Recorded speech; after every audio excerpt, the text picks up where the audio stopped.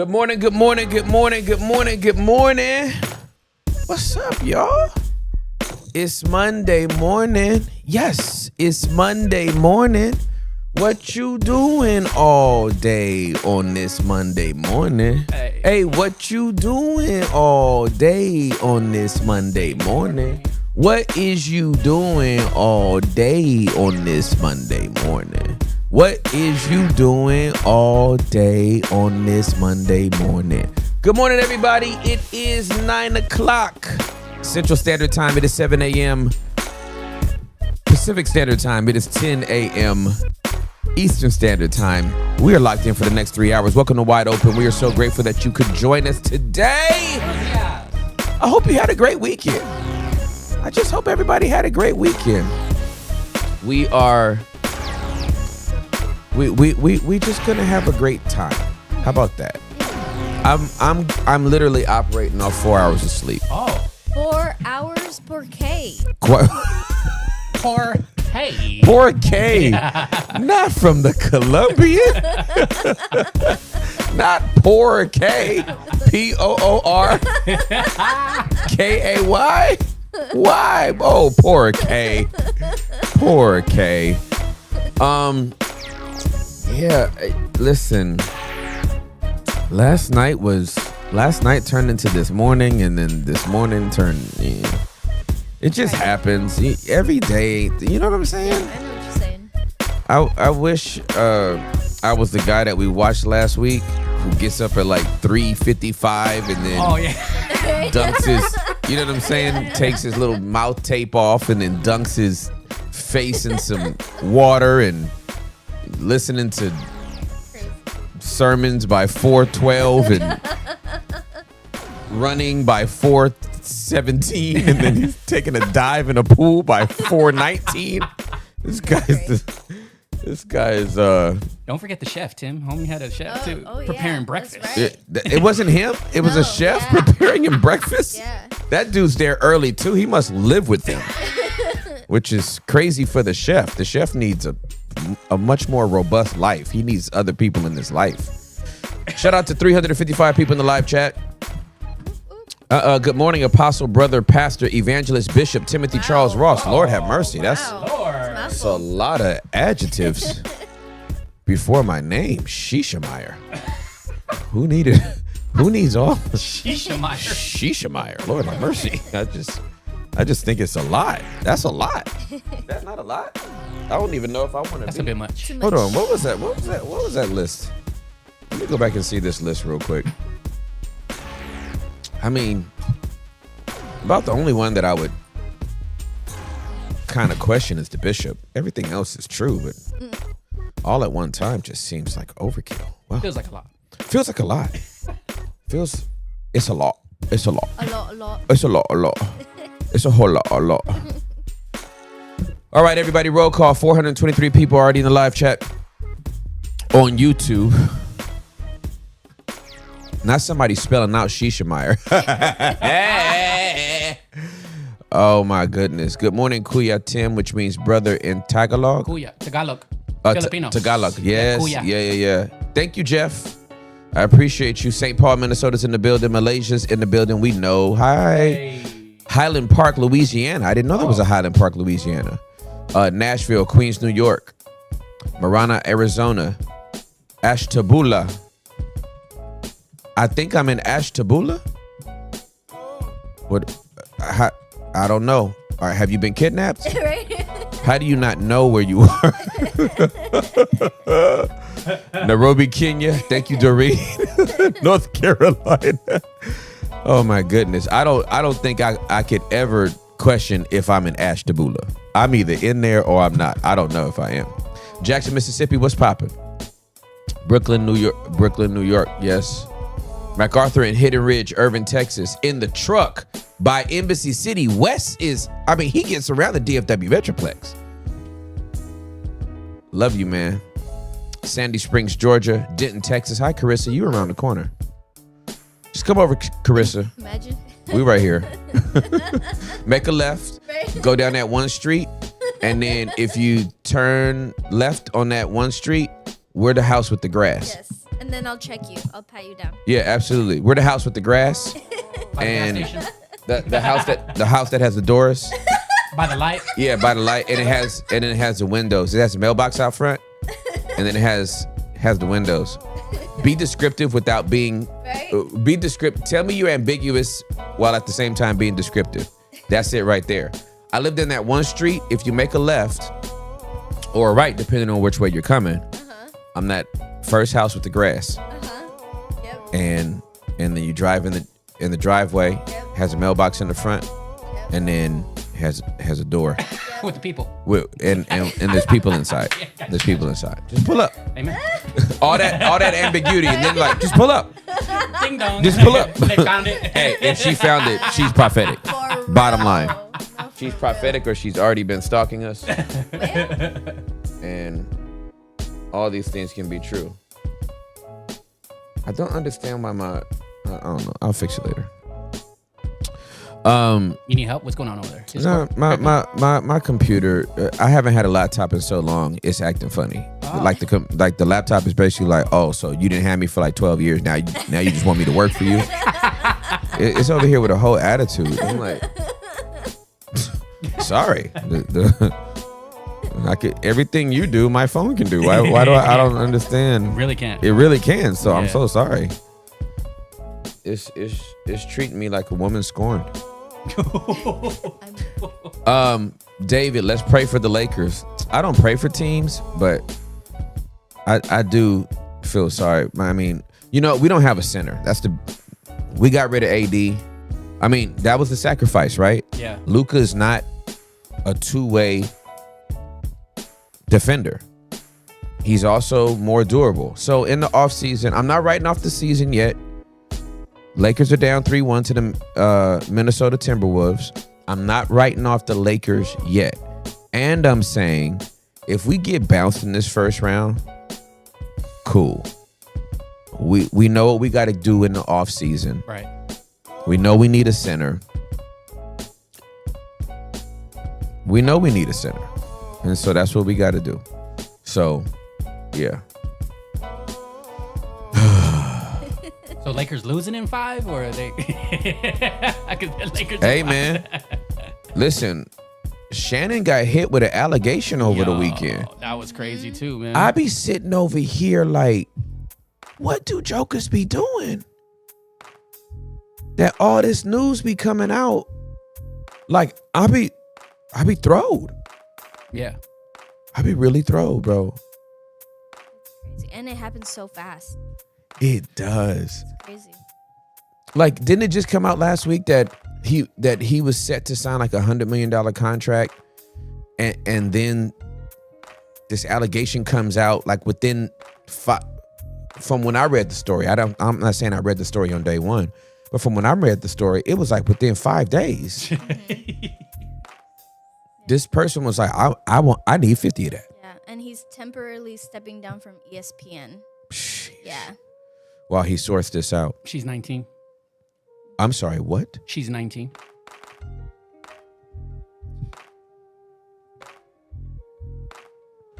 Okay, can I just say something? Please do. Obviously, this stuff is alleged, right? Right. It's Right. alleged. It could not be true at all. Right? It could not be true at I all. think he made an offer to try to settle civil before like she came out or something like that. I don't know. I could be wrong. Well, I heard that as well, that he offered her $10 million. I would never offer anybody $10 million for a lie.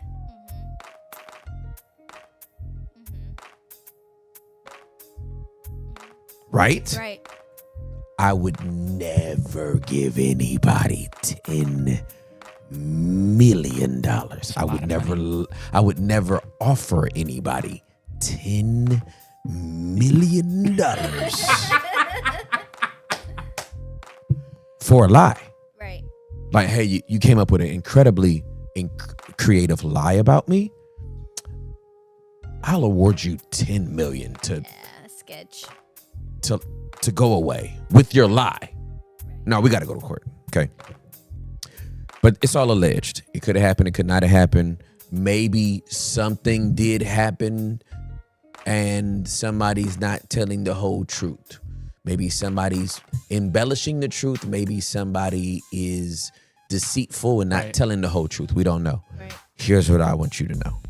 Okay? I'm a 49-year-old man. And I'll be damned. For real. For real. If a 19-year-old Dog. The eyeballs for me. comes out of these highways, byways, bushes, and shrubs. I'm trying to make eye contact with everybody. We got it. Trying to make eye contact with that camera. I'm trying to make eye contact over here. There you go. You moving over there, but I'm okay. This camera's right here. Okay, maybe I should look right at the camera. Let me say this again. I just want to get really squared up and just get my shoulders loose. You know what I'm saying? I didn't wake up till like 8:45. Don't ask me how I do it. God be at work. Amen. Let me be clear. Okay. I'll be 50 years old this year. Okay. And I'll be damned. Okay, I'll be hot damned. If I ever, out here in these highways, byways, bushes, and shrubs, do anything in my life that makes a 19-year-old, true or false, come up with this level of allegation against me. A 19-year-old. Huh? Let's count once again. I'll be 50 this year. Okay? If she just turned 19, she's 31 years younger than me. And I'll be damned. Huh? Hot damned. Hot damned with ham. I'll be hot damned with spam. Okay, Grinch. I'll be hot damned with a Newton named Cam. Before I'm ever caught dead. Right? What? Very old. Hey, man. The age difference is ridiculous. I think we need to stay in the house. That part. I think we all need to stay in the house. We need to get some business to mind and mind that. See, this is this gonna be a nice, seamless transition into marriage. I'm about to tighten somebody's butt cheeks right now. Okay, this is about to be somebody's not gonna like what I have to say right here, but I'm gonna say this.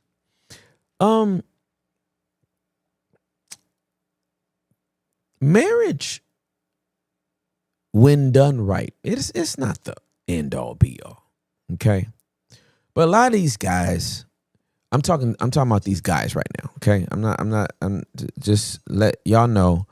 Sometimes these little snippets go viral and people don't have context and they be all in the chat, be blah, blah, blah. I don't understand you're so stupid. Why did you say it? And I'm like, you're dumb. You didn't even get context, right? But just let me say this. So I've been married May 1st, okay, later this week, which y'all should know, like, let's see. I think we only doing wide open 3 days this week. Yeah, we are off on, I believe, Thursday and Friday as Yeah, well. because I'm getting up out of here. You outie, right? I'm glad you said that because I would have showed up. Juli, we would have not let you show up. We ain't doing that, Juli. Juliana would have been like, "That's what we doing?" These bums. I guess I'm hanging out with mommy. Yeah. These bums are lazy. What are they doing out here? All right, so let me say this. I've been married to Julia for 26 years. And with the intention to have a great marriage. Let me tell you what that keeps me focused on. That keeps me focused on one woman. These dudes that's in their 40s and 50 years old, right? Single with, a little litter of kids out here, giving souvenirs to everybody based on what city and state they in, what team they played for, what city they stopped in to cover a basketball game or football game or, going on tour or whatever. All right. we understand all that can happen, and you're adult, consensual, do all the things. But there's something real icky about a 40, 50, 60-year-old man that's still trying to live out high school. That's still trying to live out freshman in college. Wow. It's giving boy energy. It's giving. Nobody paid attention to me when I was in high school and in college. Now I got some money. Now I can dress up ugly, right? Let's just say you was ugly, and that's the reason why nobody wanted you. Let's just say you were a late bloomer, right? Let's just say if you worked at UPS, you still be single because nobody, you know what I'm saying? So let's say the money dressed you up. So now you're going to try to repeat high school. You're going to try to repeat college. And because mentally, the girl you couldn't get in high school and college was between 17 and 23, right? We're just going to cover these college years. Here you are in a 55-year-old body hollering at a 20-year-old. Like, okay, nothing happened, right? And let's just take him out of it. Like, that was a springboard to just have the object lesson. What is a 55-year-old talking to a 20-year-old about? Go home. Go home. Go home. Better yet, again, I know that's not the solution. All I'm saying is, I got married in my 20s. I'll be 50 this year. I've been married 26 years. And marriage has kept me focused on one woman. Please understand that I know if not for the anchor of Jesus Christ and the fact that I'm married, I'd be wilding out too. And I could also tell you for a fact, I would not be 49 fooling with no 20-year-old. Two things can be true. So I'm not saying if I wasn't saved, I wouldn't be wilding out. What I am saying is if I wasn't saved, I wouldn't wild out with a 19-year-old if I was 49 years old. I wouldn't do it. I wouldn't do it. You couldn't make me do it. Couldn't pay me to do it. Because there's some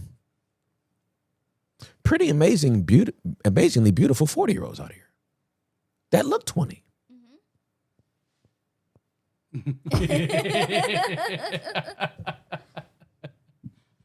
There's some pretty amazing 40-year-olds out here whose breasts are 5.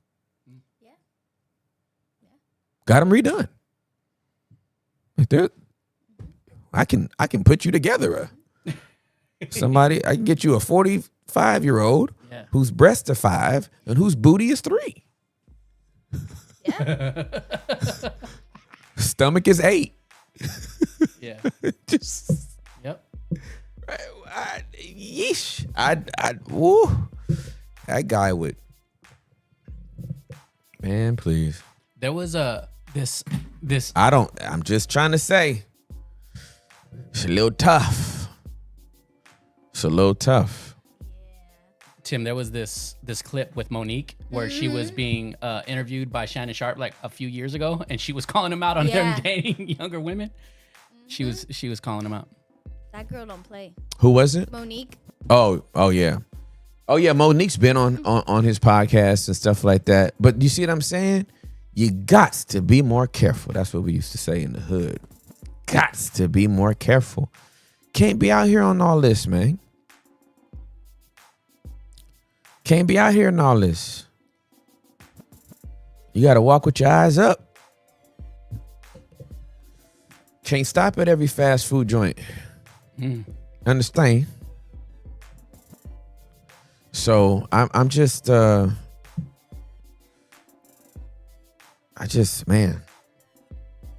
So I'm praying for everybody involved in there. Obviously, if this thing is a lie, I want it absolved. I want it to go away, and unfortunately, if it's true, he got to go away. But I'm telling you right now, if somebody come out of these highways, byways, bushes, and shrubs talking about, I did this with Tim, they will not get a dime from me for a creative lie. I will see you in court. Squabble up, lawyer up. Squabble up, lawyer up. Yeah. Like, I'm gonna have to see you in court, cause ain't nobody about to sit up here and Amen. you lie and I pay you. That can't be a thing. That can't be a thing. Shout out to 865 people in the chat. Go 865. You know we love you. Someone asked if we're doing roll call. We did roll call. We did? Yeah, we did. Did I miss? Oh my gosh. It's okay. It's that baby brain. I cannot remember us doing roll call. It's okay. Today's What's Wednesday. wrong with me? Tim. Today's Wednesday, Juliana. This is our last day, and then tomorrow's May 1st, and then I'm dead. Oh my God. and Lord then you, help. It's Tim's anniversary already. you and Mummy are hosting the pod. Me and Mommy? Yeah, Oh, really? absolutely. Okay. That one's gonna go viral. It's not for all the right reasons, but it's gonna go viral. My poor brain. Oh my gosh. Oh, there's voice conversations Yeah, they have. Man, it's between the two of them. Yeah, it's not good, dude. These receipts are crazy sauce. That's the other thing. It's 2025. You messing with a 19-year-old whose whole life is recorded.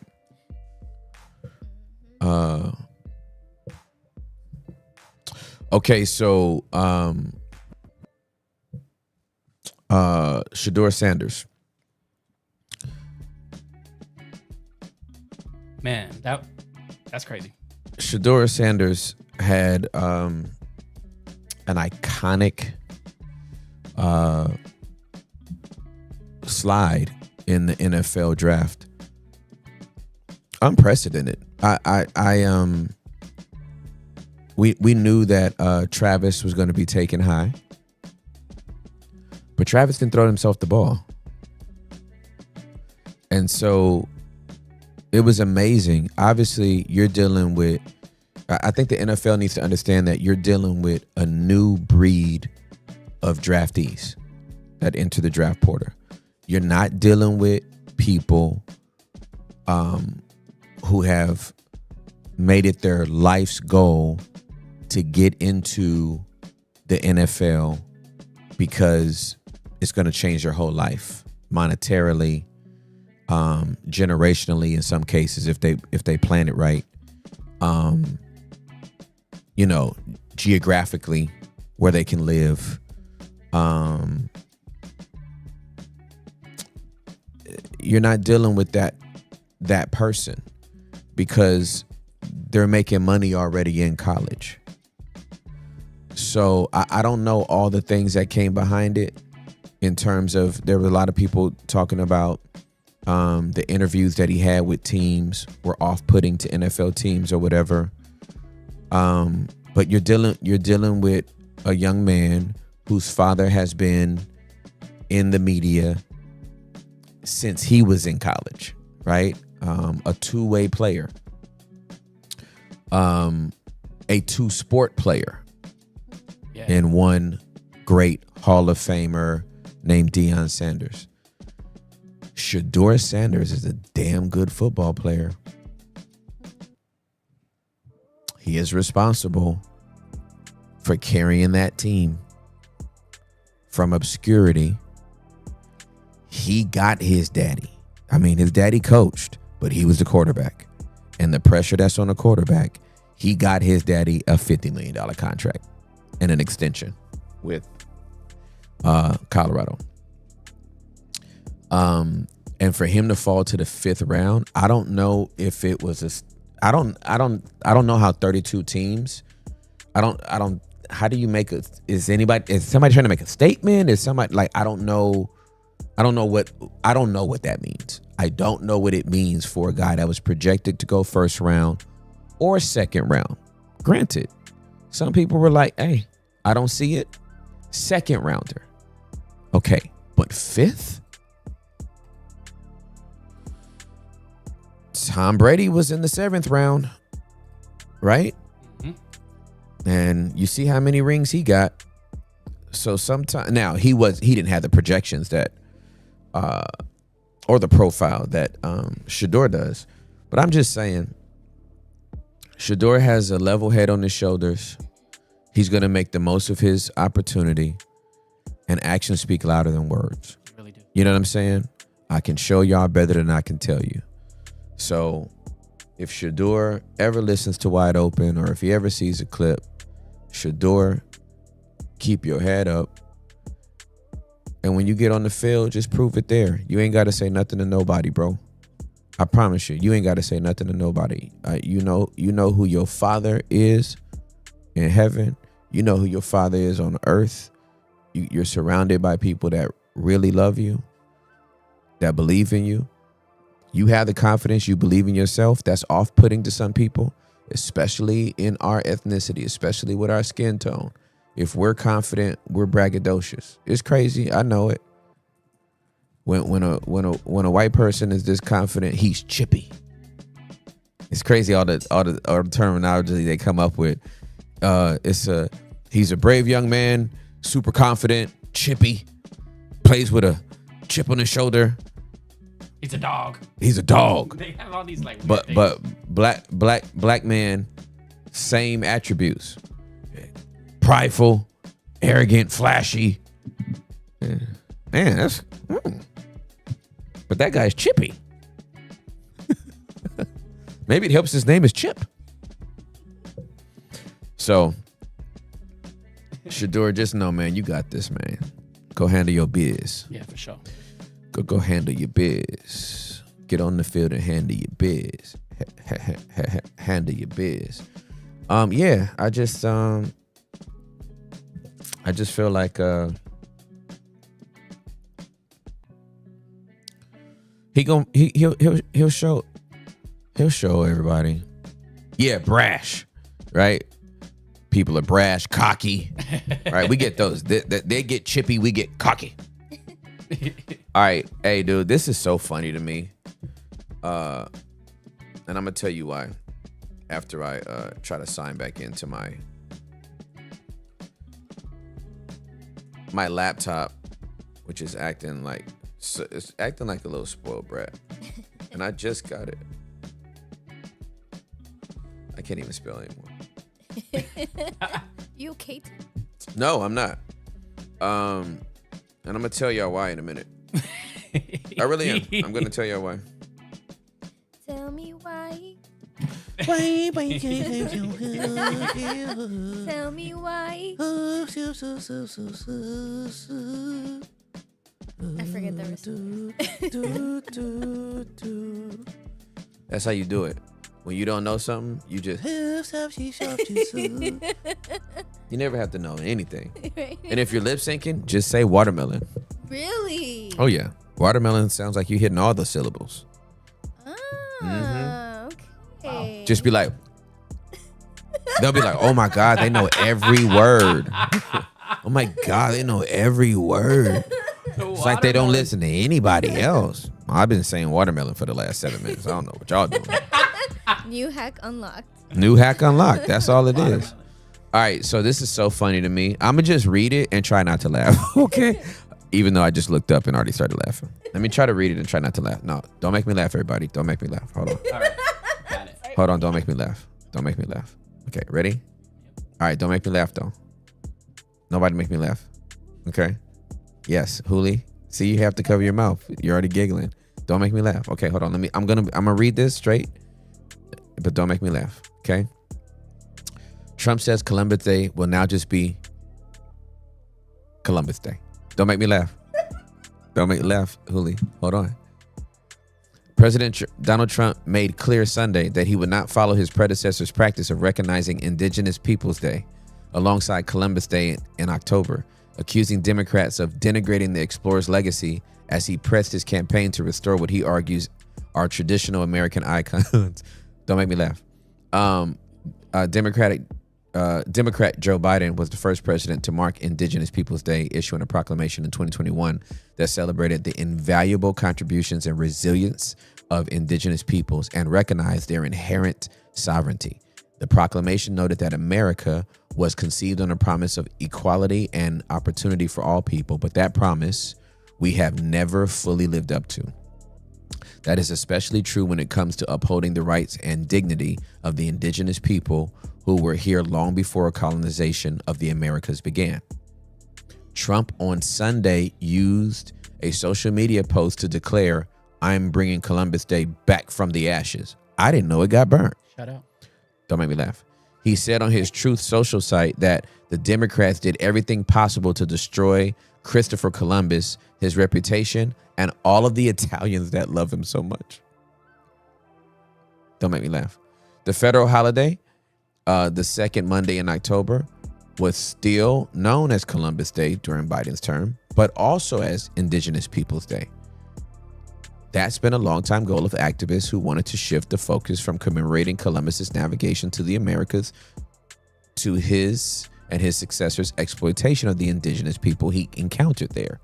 Though Trump has long objected to telling the country's history through a lens of diversity and oppression, the holiday he seeks to restore to its primacy was added to the calendar as a nod to the country's growing diversity.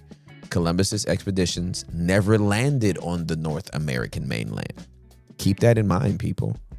Let alone any of the places that would become the 50 states.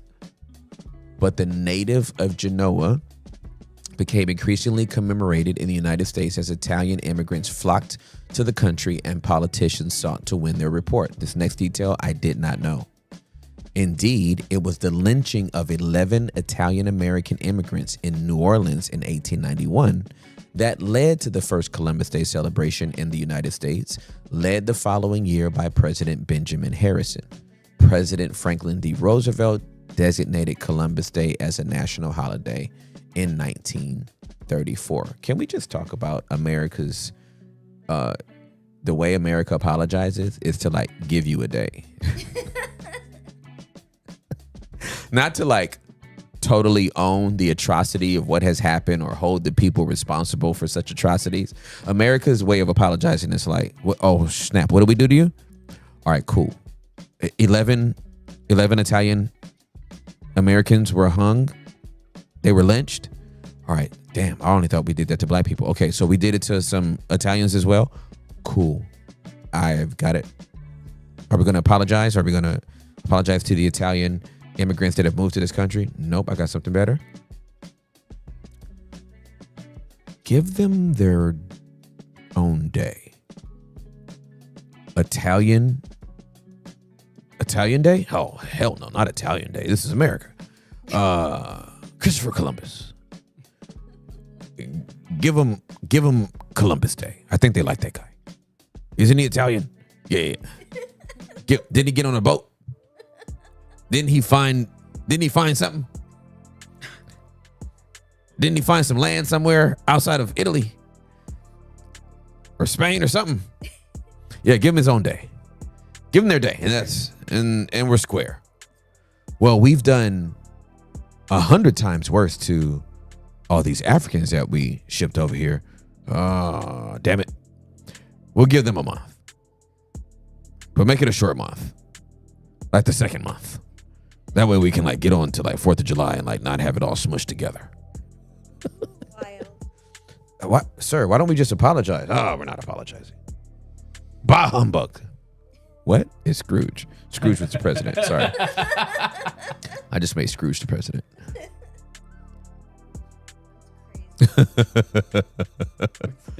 Oh my gosh. They just need to stop. It's That part. it's just too much. It really is a lot. Mm-hmm. Anyway, I just thought that was funny. Like Trump be acting like he really doing something like heroic. I've got some. Hey, what are you doing in your first term back after a 4-year hiatus? I'll tell you one thing I've done. I'll tell you 2 things I've done. I might not be winning votes and popularity when it comes to my tariffs, but I tell you what, I changed some names. That'll fix everything. Gulf of Mexico? Hell no. Gulf of America. America. America. America. And you know that whole Columbus Day, Indigenous Peoples Day confusion that Sleepy Joe tried to bring in here? Sleepy Joe. Now, let me get into character. Okay. You know there's this whole thing with Sleepy Joe. Sleepy Joe tried to come in here with his sleepy self on a sleepy day and give us Indigenous Peoples Day. What is Indigenous people? I don't know anything about Indigenous Peoples Day. What is that? Indigenous Peoples Day. It's Columbus Day. It's always been Columbus Day. It's traditional. Since I've been born, it's Columbus Day. So it's gonna stay Columbus Day. Why would we make it anything other? It's Columbus Day. Everybody loves Columbus Day. Columbus Day is really good. It's super popular. He was a great guy. Came from Genoa. That's where we get salami or some things like this. I go down to the local deli. I love Italian people. Italian people love Columbus. They love him a lot. They like his boats. They think he's a great guy. I heard he had great sales. He's down there with great sales. I'm also into sales. He's into sales. I'm into sales. Different kind of sales, but the same sales. We both sell. Huh? I made $1 billion sailing. He got a day sailing. So we got a lot in common, me and this guy. And so we're giving him his day back. Indigenous people, listen, they didn't win. I like winners. Those guys didn't win. If they were on my show, I'd have fired them. The indigenous people, I'd have fired them. They just weren't up to snuff, right? They shouldn't have took the blankets. Maybe that. Maybe they shouldn't have been exploited. Maybe that's their fault. It's not our fault. So we gave them Columbus Day, no Indigenous Peoples Day. Also, if I had my choice, I'd tear down the African American Museum. Too much painful stuff in there, trying to remind us of pain. I'm trying to bring this country together, right? I talked to Kanye one time. I'm good with the black people. The black people love me. Kim Kardashian came over. We talked about prison reform. I'm doing things. Black people love me. I'm good. I'm good on every MLK Boulevard. Okay? I'm good on any MLK Boulevard. Okay? I'm going to change that name to MLK. I'm going to change it. Needs to be changed. Right? Need to have his whole name there. Maximus Luther King. Okay? I don't like Martin. I don't like the guy Martin Luther. No. Changing it to Maximus Luther King. I believe the King family will love it. Doesn't destroy his legacy at all. What he did for the people, for the black people, was Maximus. So he deserves a Roman name. We'll get a guy a Roman name. But I'm going to go through meticulously. I'm going to start, I just had to I got more name changes coming. Okay? I'm changing Christmas. Right? Yeah. I'm changing Christmas. All right? Changing Christmas, using a little mix. It's kind of jazzy. I'm giving you all a sneak peek now. You're not going to know about it later, so I'm just letting you know now. I'm not going to change it this year, right? Too many changes now. I've done 2 already. Columbus Day, I'm just keeping it Columbus Day. No more Indigenous Peoples Day. And I've already changed Gulf of America. Next year, no more Christmas, right? I'm taking names, I'm breaking them up, and it's just going to be Christ more. I'm taking the first 5 letters, and we're not christening the letters. It's gonna be Christ, and then the Mexicans with the mas, but it means more in Mexican. The Mexicans like mas, they like more, so it's just gonna be called Merry Christ more, huh? It's gonna be amazing. Juli loves it. That's what I'm talking about. Merry Christ more. I'm putting the biggest tree in New York anybody's ever seen. It's going to be a huge tree. It's going to be a huge tree. Tree's going to be so huge. That Katy Perry can see it from space. Tree's going to be so huge. Tree's going to have so many lights on it. It's going to be so huge. Tree's going to be so huge. Katy Perry's gonna see it from space. Huh? She's gonna see the flipping tree from space. What day is it? It's Christmore Day. That's what Mary Christ more. You got to say Christ more. I'm going to have Target do it. We took away their DEI. I'm going to have Target put Christ more, right? I don't know what the atheists are going to do with themselves, right? They're probably going to poop their pants. Neil deGrasse will probably get up and talk about some science. I don't know, some things like of this. All I'm saying is it's going to be Christ more day. I'm also going to have a new Bible I'll be selling at all the Targets and all the Walmarts as well. It's just even Walmart Marketplace is going to have my Bible. Everybody's going to have my Bible. I mean, it's not my Bible. It's the man upstairs Bible. But I'm just saying it's my Bible too because it's a Trump Bible. But anyway, all the conservative evangelicals are going to buy the Bible. They're going to enjoy Christ more day. And that's going to be what I use to try to get a third term. Going to try to flip the Supreme Court so I can try to get a third term. Because there's still more stuff I got to do. I can't let it go yet. Third term.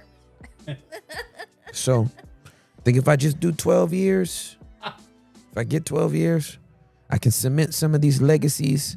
But I think Christmore Day has a nice ring to it. Christmas has been okay. Go for America was okay. I mean, Go for Mexico was okay. Go for America's better. Indigenous Peoples Day? Nah. Columbus Day. Christmas? Christmore Day. Christmore Day is going to be amazing. Everybody's going to love it. Christmore Day. Wild. I also hear, Mr. Trump, I hear you're proposing a $5,000 stimulus check for pregnant women. See, to push marriages. Here's the thing. I'm glad you brought this up, hun. Please don't take no offense to hun, okay? I'm old. I call everybody hun. I'm in my 80s. I look great. My hair is impeccable. Here it is. I want you all to have the babies, right? And so, yeah, I'm giving stimulus so you can just keep popping out these babies. $5,000. Now, we can't put a value on life. This is why I'm not with the abortions, because you can't put a value on life. Life is priceless, okay? It's just like you can't put a value on real love. But if you can pop this baby out, boom, $5,000 for you. You pop out another baby, pow, $5,000. The more you pop, I pop, huh? It's like a pop exchange, right? Like, I'm going to give you $5,000 because you're giving America a baby, and it's an American baby. Oh, God. Okay? I don't want any of this hyphenated Colombian American. It's just an American baby, okay? Especially because you married a white guy. It's an American baby. Well. Just make it American. Well. It's an hey. I don't like that doubt. That's crazy.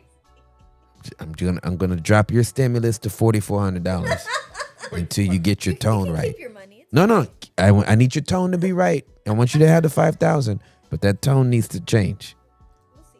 Tone needs to change. Trump is wild.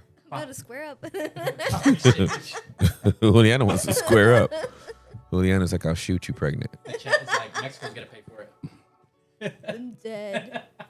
I am dead. That's crazy. Pop exchanges. Oh my goodness. Half Salvadorian, jail. Oh my God. Savage. Trump Ross is crazy. All right, so it's about 16 minutes before we open up these phone lines. So I want to share something with y'all because we talk about holding tension, holding vulnerability, all that kind of stuff. I gotta let y'all know something. I had a sad weekend. I was sad this weekend. That's the best way I can say it. It wasn't that my weekend was sad. I was sad this weekend, and I'm still sad today. And sometimes you got to carry your sadness to work, right? It's like bring your sadness to work day. But I want to give y'all context to it because I want y'all to understand that you cannot be doing okay and still hold space for people that also might not be doing okay. It's because it's an exchange. There's reciprocity there. So, para mí, I went to Kendrick Lamar's concert this weekend. It was unbelievable. It was unbelievable. I took my boys. What a moment to have with them. We were at Ransom the week before. We are at Kendrick's concert a week later. What I loved is that in terms of stage effects, musicianship, choreography, costuming, everything, there is nothing that the Kendrick Lamar SZA show put on that wasn't at Ransom. I asked both of my boys afterwards, hey, you were at Ransom, you were here. I didn't ask which was better. I'm like, what did you think about the difference? They was like, oh, hands down Ransom. Hands down Ransom. They were like, Kendrick was cool, but Ransom was crazy. So just to let you know that believers aren't behind secular artists or secular entities when it comes to putting on shows, events, showing talent. We got it. The local church is the farm of all creativity and talent and has been for centuries. Stop playing. Okay, with that said, I've never been to a more Southern California concert, West Coast concert in my life. Compton, Inglewood, South Central, Watts, full display, right? It was amazing. It was amazing. From the Grand National to little vignettes of them driving down L.A. Neighborhood streets, the perfectly curated homes, the zero lot with the little grass in the front and the little strip of the driveway walking up, the driveway on the side right here, and then it just evoked a lot of memories. We get home after midnight. I don't go to sleep till after 6 a.m. I can't figure out why. And this is Saturday going into Sunday. I wake up at 11:02. I get a text. I think it's Juliet. I pop up. I'm like, oh my God. They all went to church without me. I'm like, oh, what happened? Juliet was like, I saw when you came to bed. And I was like, there's no way I'm waking him up in an hour and 45 minutes. So she was like, everything okay? And I start telling her, and I just start crying. And I'm like, what? The Kendrick Lamar concert got me crying? Here's what happened. Let me also say, for all of Kendrick's set, these are the most beautiful black people you'll ever see in your life. Men and women. The most beautiful black people. And they all look like, dress like LA. They look like where they're from. Beautiful in their skin, bright smiles, serious faces when they need to be. And that's where we grew up. So here's why I was crying. Because my brother got killed in a car accident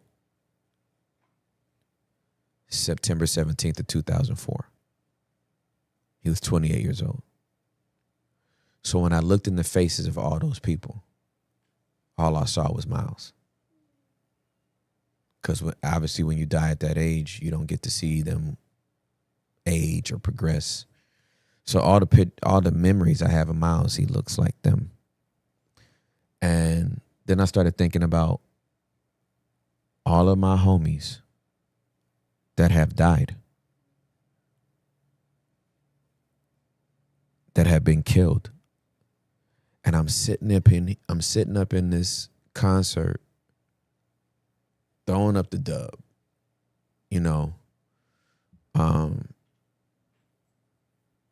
a couple of moments I was flashing and didn't even know it. I was like, hey, calm down.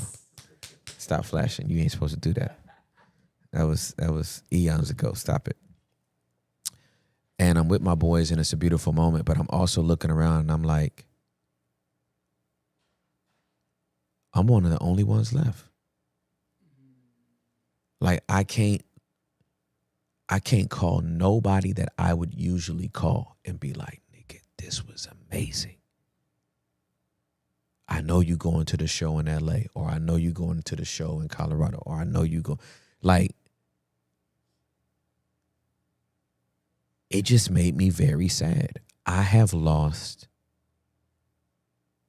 so many of my peers. The only way I think I could have lost more of my peers is if I was in the military. Different war.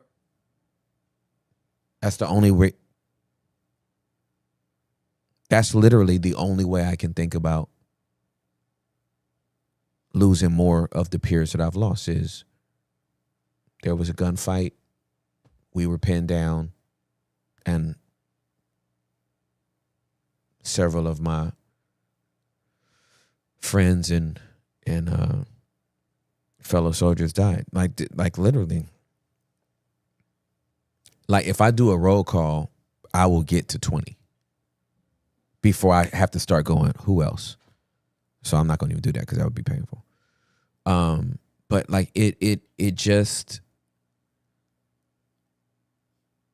yeah, so it just brought up a lot of emotions and made me sad. I was just carrying a lot of sadness, and I told Juliet, I was like, this will not be gone before. I called my god sister. I was like, this will not be gone before Wide Open starts. So I'm just gonna have to bring some of that to the community before we open up the phone lines to hold space for everybody else.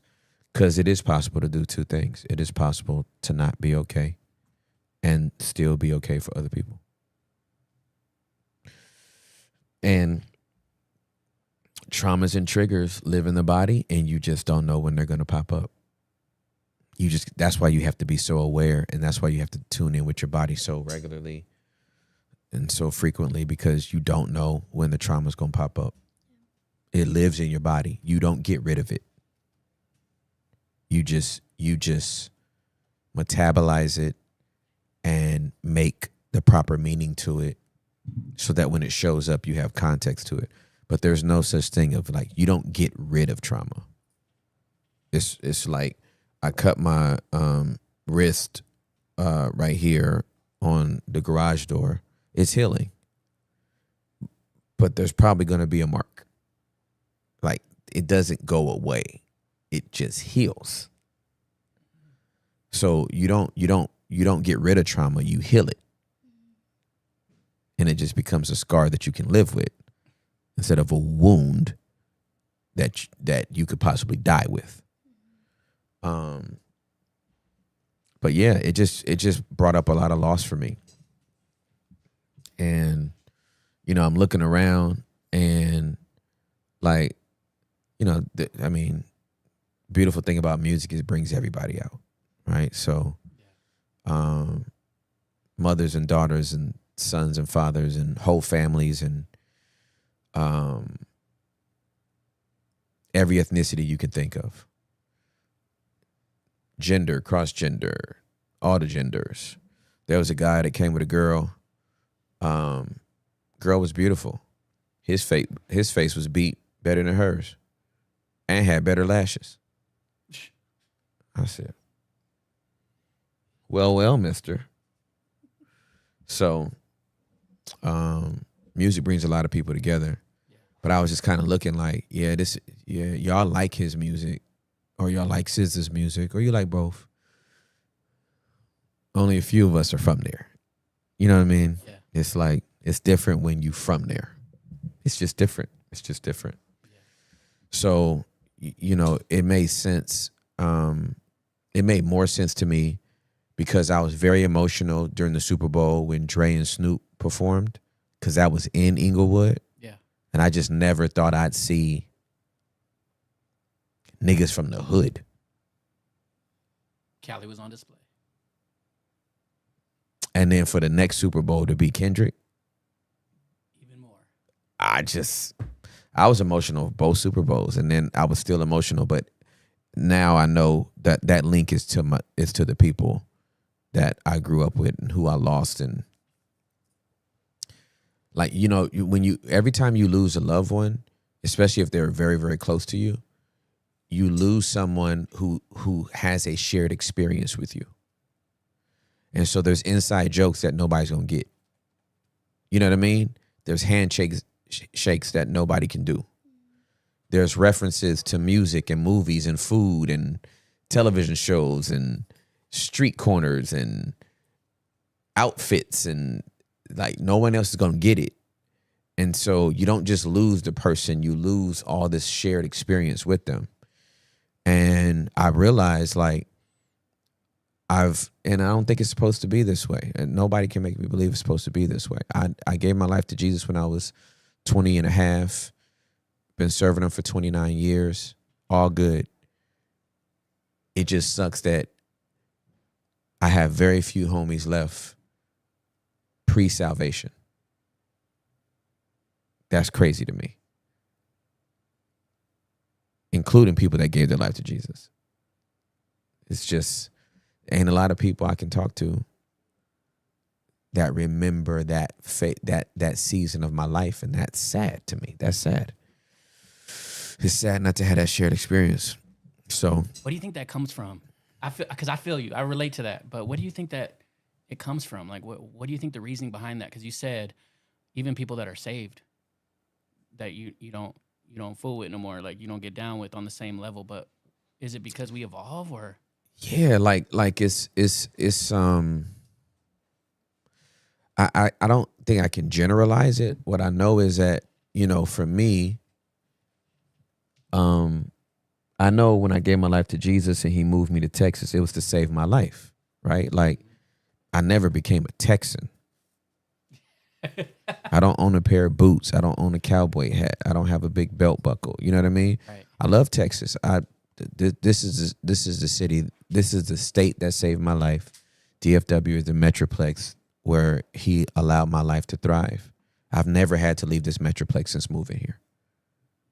I don't take that for granted. I thank God for it. I love Texas. You could never pay me to move back to Cali.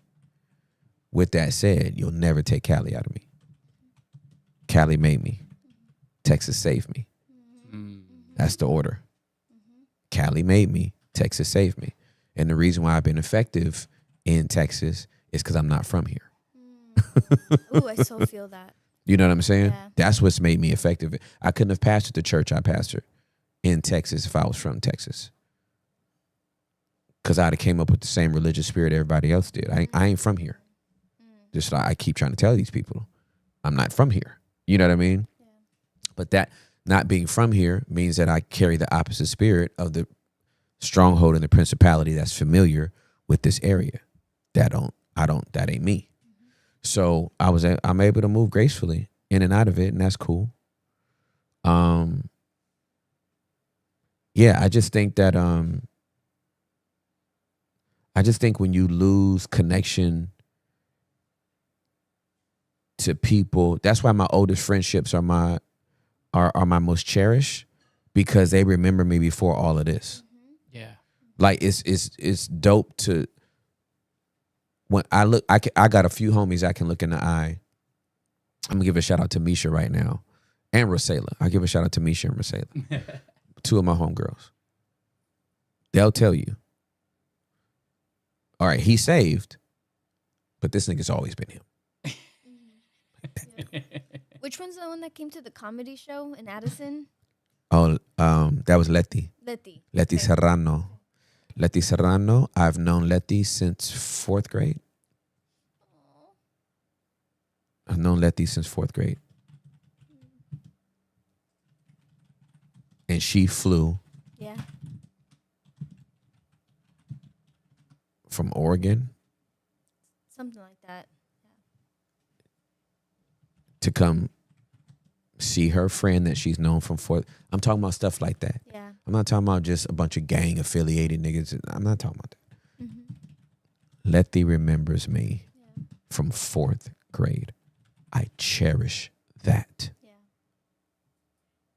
We have shared experience. Lisette Quiones is my oldest friend. I've known her since second grade. We have a group text that we're all still in. Like it means something. You know what I mean? But my homies, that's what's difficult. I've lost so many of my male friends to murder, tragic accidents, death. Like that part is the...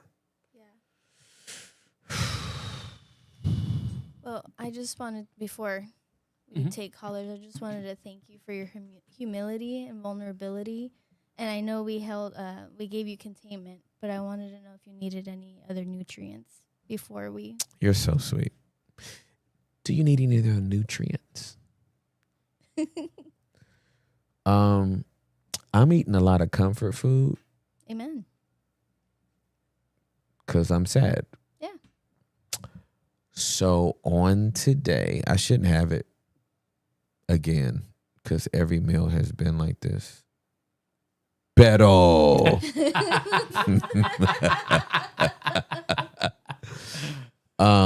Go and get me that half order of the berry vegan French toast.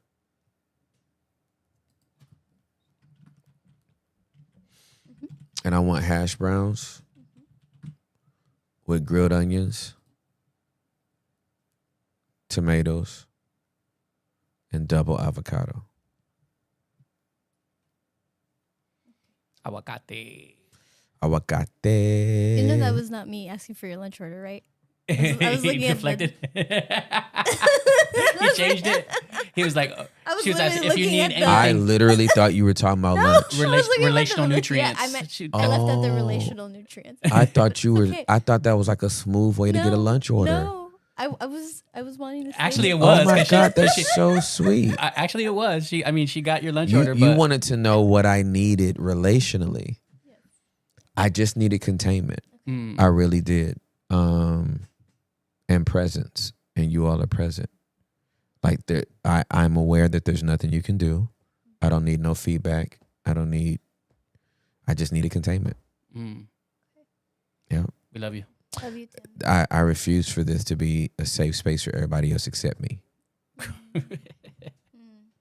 Yeah. I shouldn't. You know what I mean? Yeah. I mean, how many pastors like, you're safe here. We want you to grow here. We want you to be in community here. And that's for everybody else except them.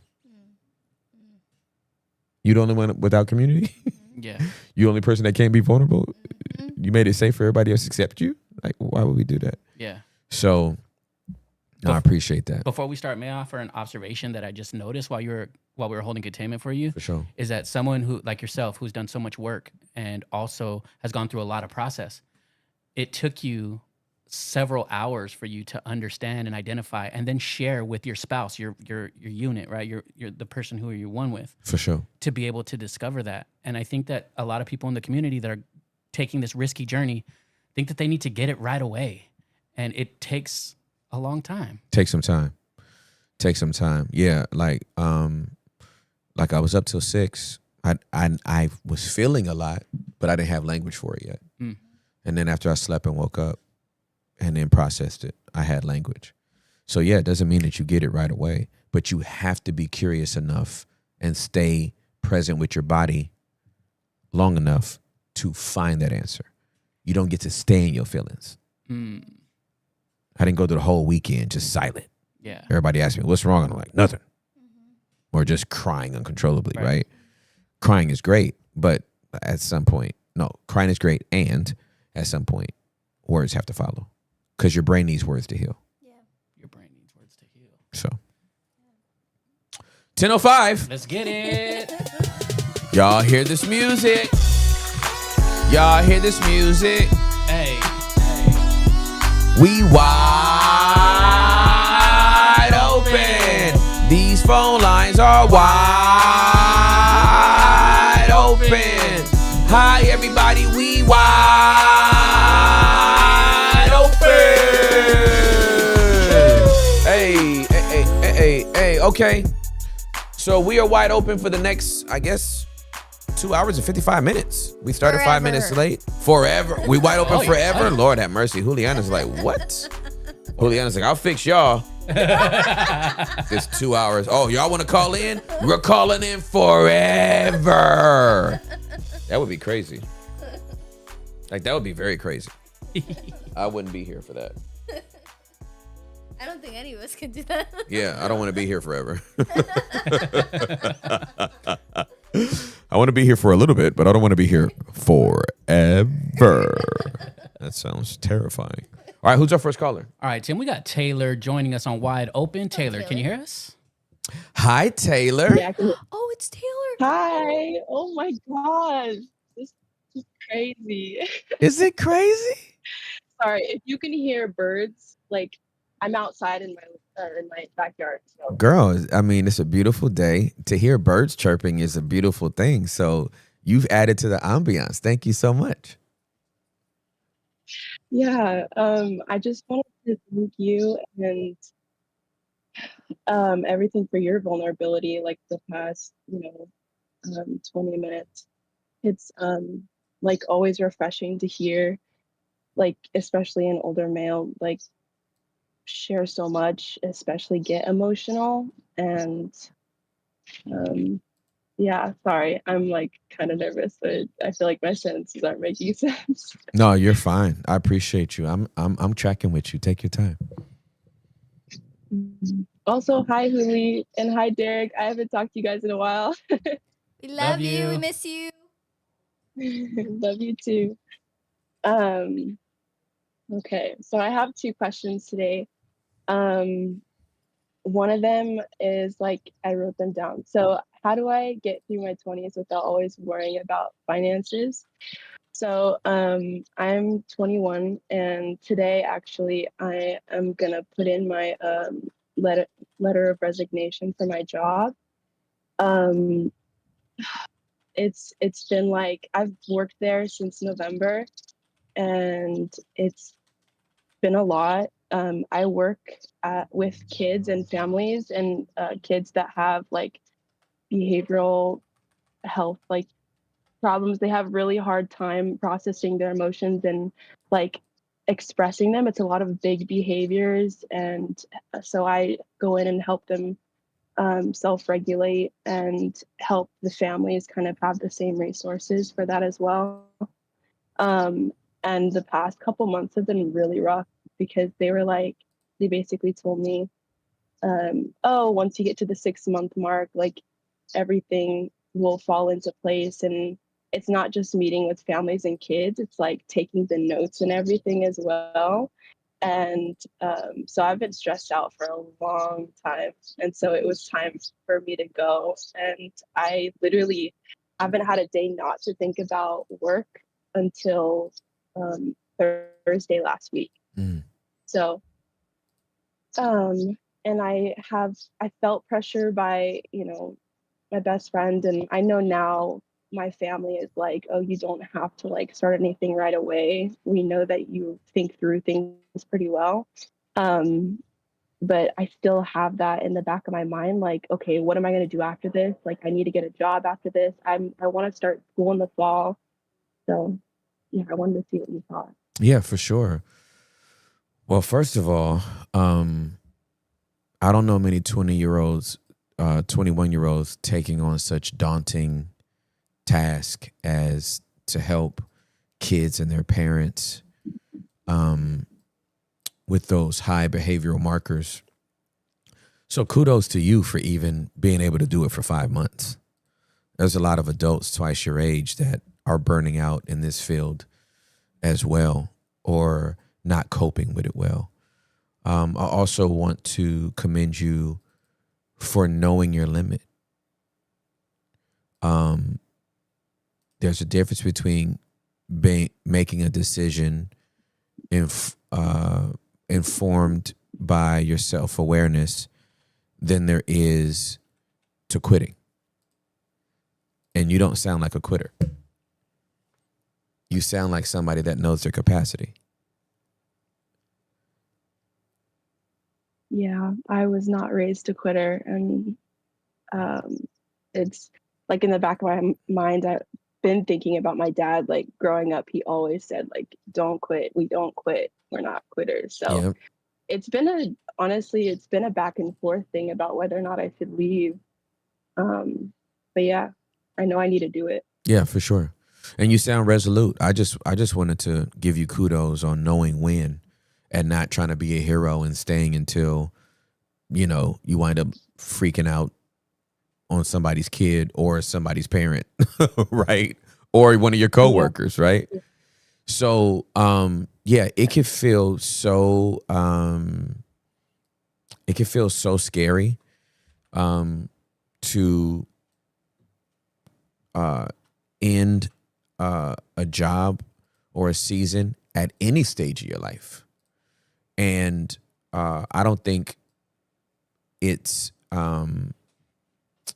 kind of like specific to you or your age range that you would feel a little bit of intimidation about not having a job and where to work next. I think my encouragement for you is that God's never going to leave you. He's never going to forsake you, and your provisions will always be met. Now,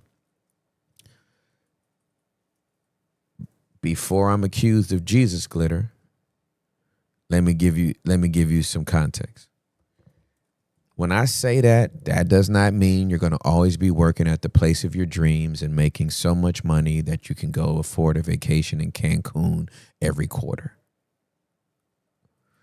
What I'm saying is there will always be food, always be shelter, and always be provision for you. And sometimes that might mean you're sleeping on somebody's couch. But you will have a roof over your head, and you will have somebody around you, and you will be fed. Your belly will be full. Sometimes that might be your favorite meal. Sometimes that's 2 peanut butter and jelly sandwiches on some potato bread with some alternative milk if you have lactose intolerant issues.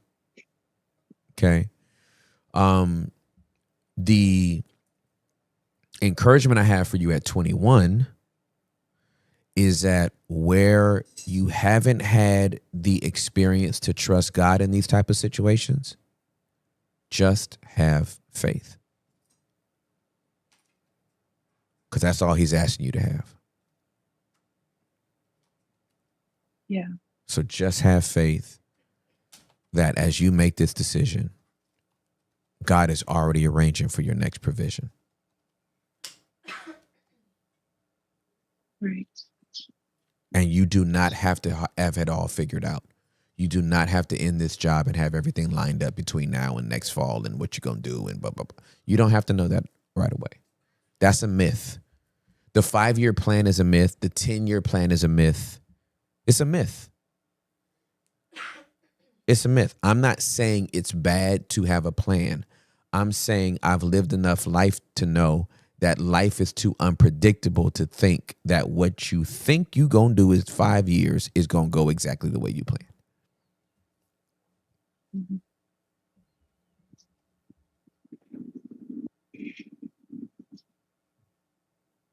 Yeah.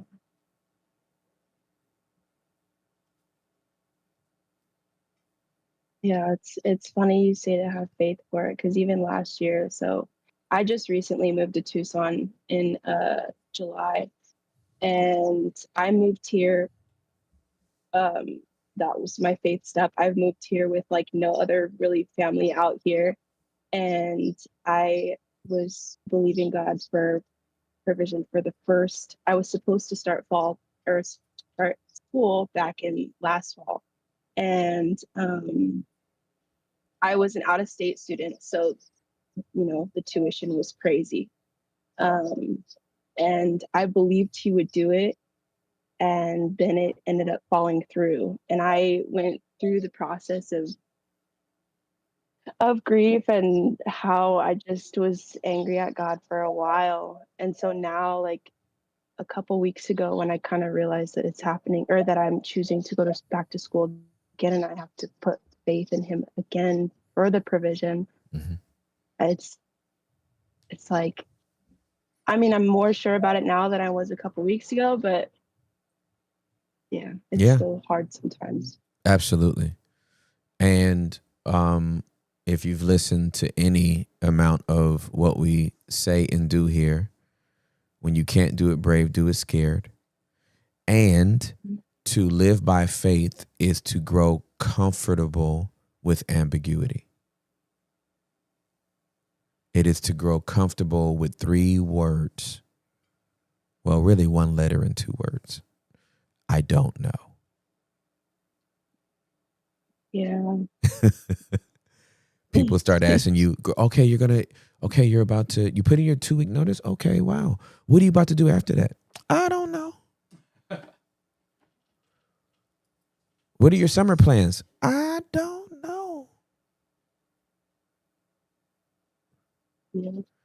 And you don't have to. Okay. That's good. I needed that reassurance. Thank you. You're welcome. And then my second question was, I feel like God is also putting on my heart to, like, I feel like I'm being called to ministry at some point. Mm-hmm. I've had a couple prophetic words that have said stuff like that, and so I feel I've been in denial about it, but it's starting to feel more and more on my heart, and I don't know. I wanted to ask what other advice you could give about that, as me being young, and yeah. Absolutely. So if I could go back and talk to my 21-year-old self, right? I would tell him, hey, everything you have sensed about God going to do something with your life and the prophetic words you've received, all that's going to come to pass. But today you ain't got to do nothing but whatever you got to do today. Like we have this I don't know where this came from, okay? Taylor, I don't know where the, like, we got to prepare ourselves for the thing God's called us to. I really don't know where that comes from. I'm going to have to put some more mind into this, because the church has, I don't know, maybe I think maybe the pastors have done it, or the evangelists, or whoever these people are. They make it seem like there's a karate school, like there's a dojo, right? There's I don't know if you ever saw any of the X-Men movies. There's Professor Xavier's School for the Gifted People, right? And you go there to prepare for ministry. Life prepares you for ministry. Mm-hmm. Seminary doesn't even prepare you for ministry. An honest seminarian will tell you that they go to school, they learn about God, theology, they study God, and they come out and they still don't know how to do ministry. Because only life can prepare you for ministry. Yeah. So like you making a tough decision after 5 months to leave a job is preparing you for ministry. Like how you leave that job is preparing you for ministry. What you learned in the 5 months you were on that job is preparing you for ministry. This season of I don't know, in between now and when school starts in the fall, that's preparing you for ministry. When you go back to school, that's preparing you for ministry. Whatever the job you get in between there, whatever job you hold down to get through school, that job's preparing you for ministry. And then one day you're going to look up and whatever ministry is supposed to look like for you, whether that's in the marketplace or whether that's in a institution of faith, a nonprofit, all of that would have prepared you for ministry. Yeah. God taught me how to be an evangelist while I was filling up Gatorade machines in DFW. God prepared me to be a pastor while I was working at CarMax, the auto superstore off Spur 482 in Irving, Texas.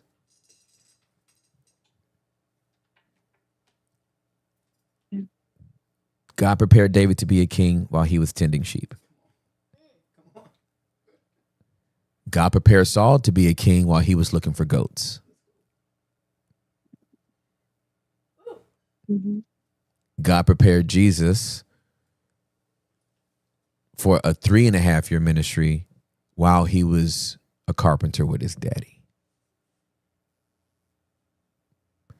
So the thought that like, yeah, girl, I just need you to read your Bible 3 hours a day. Well, if you're a believer in Jesus, you should read your Bible anyway. But like this thought that like there has to be like this focused, almost Mr. Miyagi Karate Kid regimen where I wax on and wax off every day because God's going to use me at some point.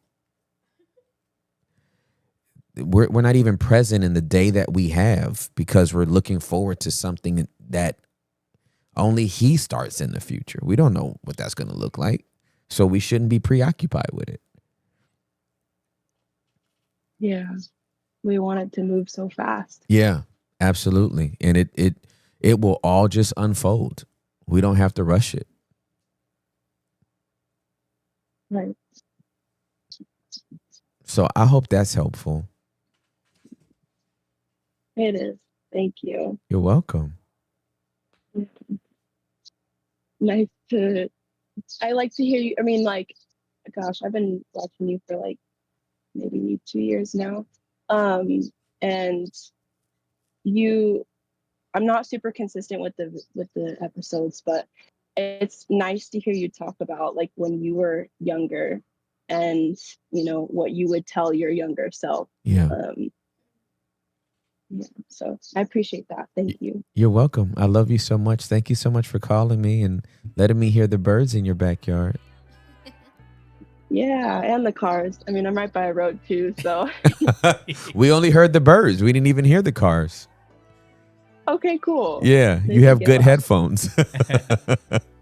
Okay, yeah. All right, well, thank you. I love you too. And I love you guys. I hope you guys have a good rest of your day and week.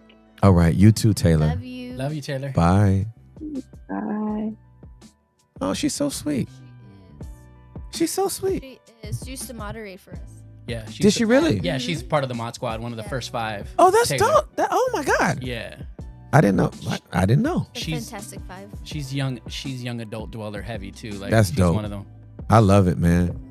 Also, what you told her was fire. Was that good? Oh my Yeah. gosh, it was so good. Gracias. Oof, it was a great reminder. Gracias.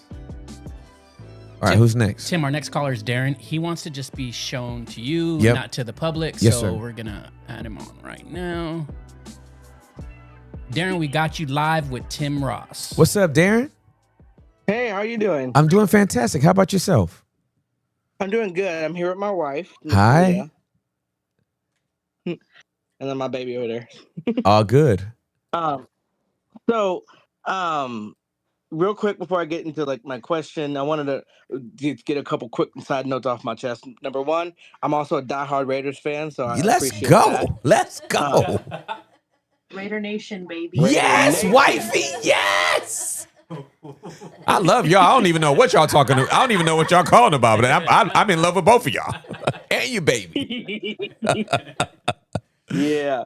Also, your raw vegan diet. I mean, people need to come off of you with them bird seeds because it actually helped me. I've been exploring vegetables and kind of how that's really improving my health. Yes, And sir. it's actually lowering my blood pressure. Good, So- good. I'm so grateful. Excited about- That's exactly what happens. Absolutely. Congratulations, my guy. Thank you. Something else is random. My high school stats teacher is a really random thing. She actually used to say, because you know how you say you're wide open for questions, comments, concerns. There's nothing off limits. Yes, sir. She actually added more to it, and I wanted to give this to you to use. Yes. She said, are there any questions, comments, concerns, criticisms, compliments, or complaints? Ah. Questions. And then if you comments, change questions to curiosities, then you got full alliteration.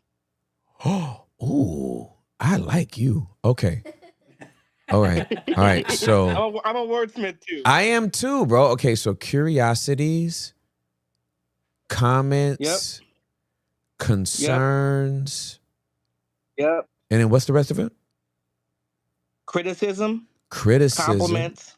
Criticisms. Okay. I'm gonna get this. Criticisms. Okay. Compliments.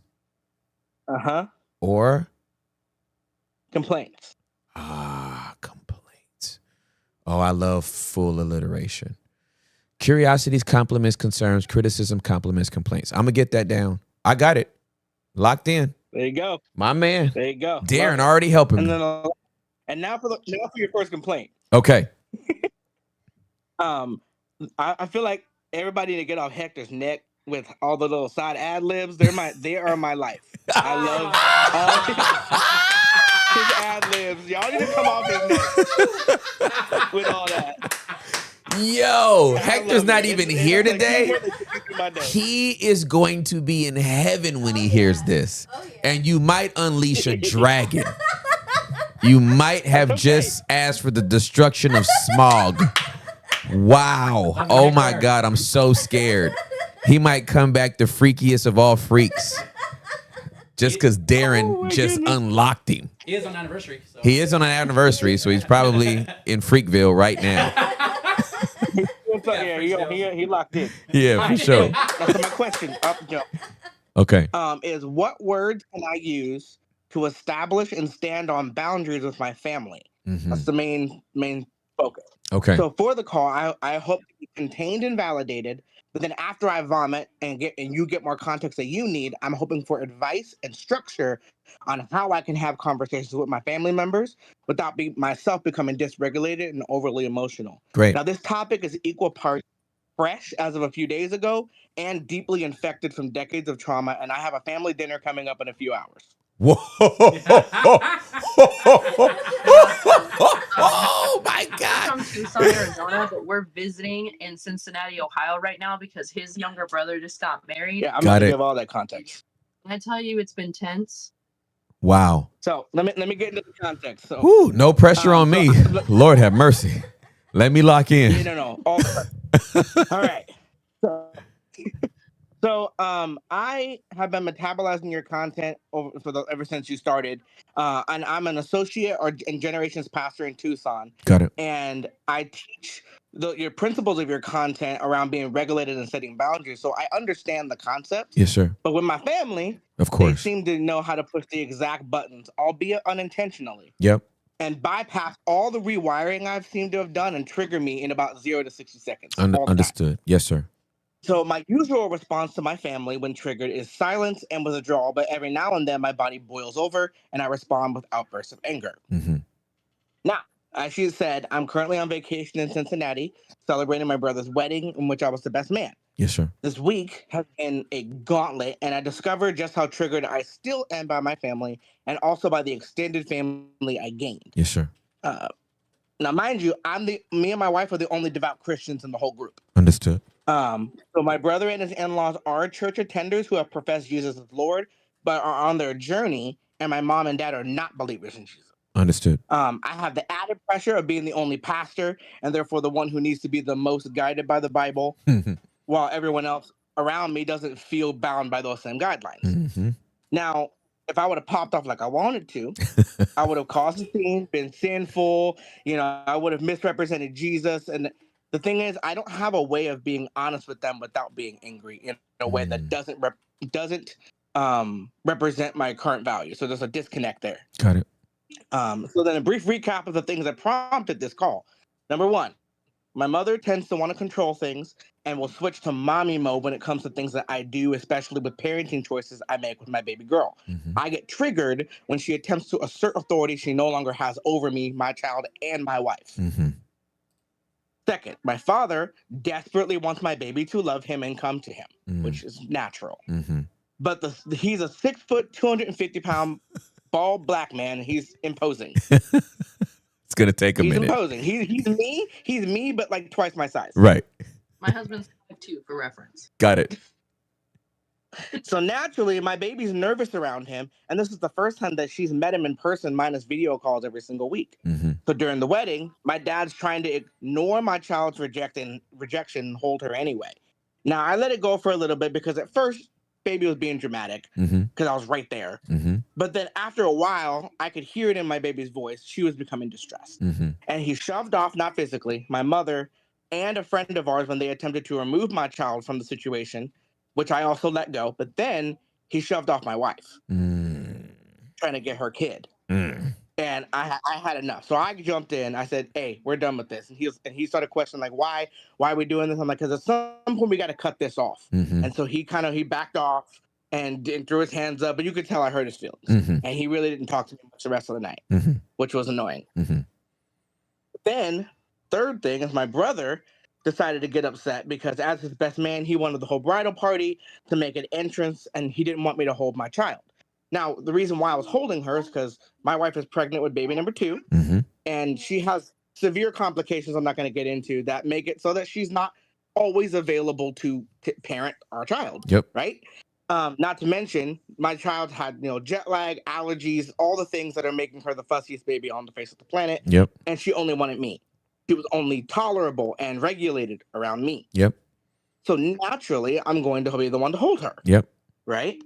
Well, I go in and I'm trying to figure this out, and he's like, "You need to figure out what you're going to do." And I'm like, "You need to understand this is not happening that way." And so he storms off, and the bridal party starts chiming in like, "That doesn't seem like a big ask," and trying to chime in. I ignored them, walked inside, and I said, "You know what? Let me try to live, as much as depends on you, live peaceably among all men. So let me attempt."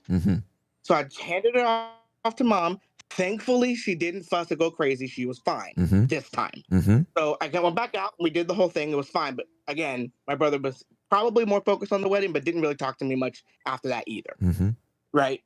But all in all, I felt like I was consistently being challenged to do things that either compromise my convictions or cause me to put my immediate family second.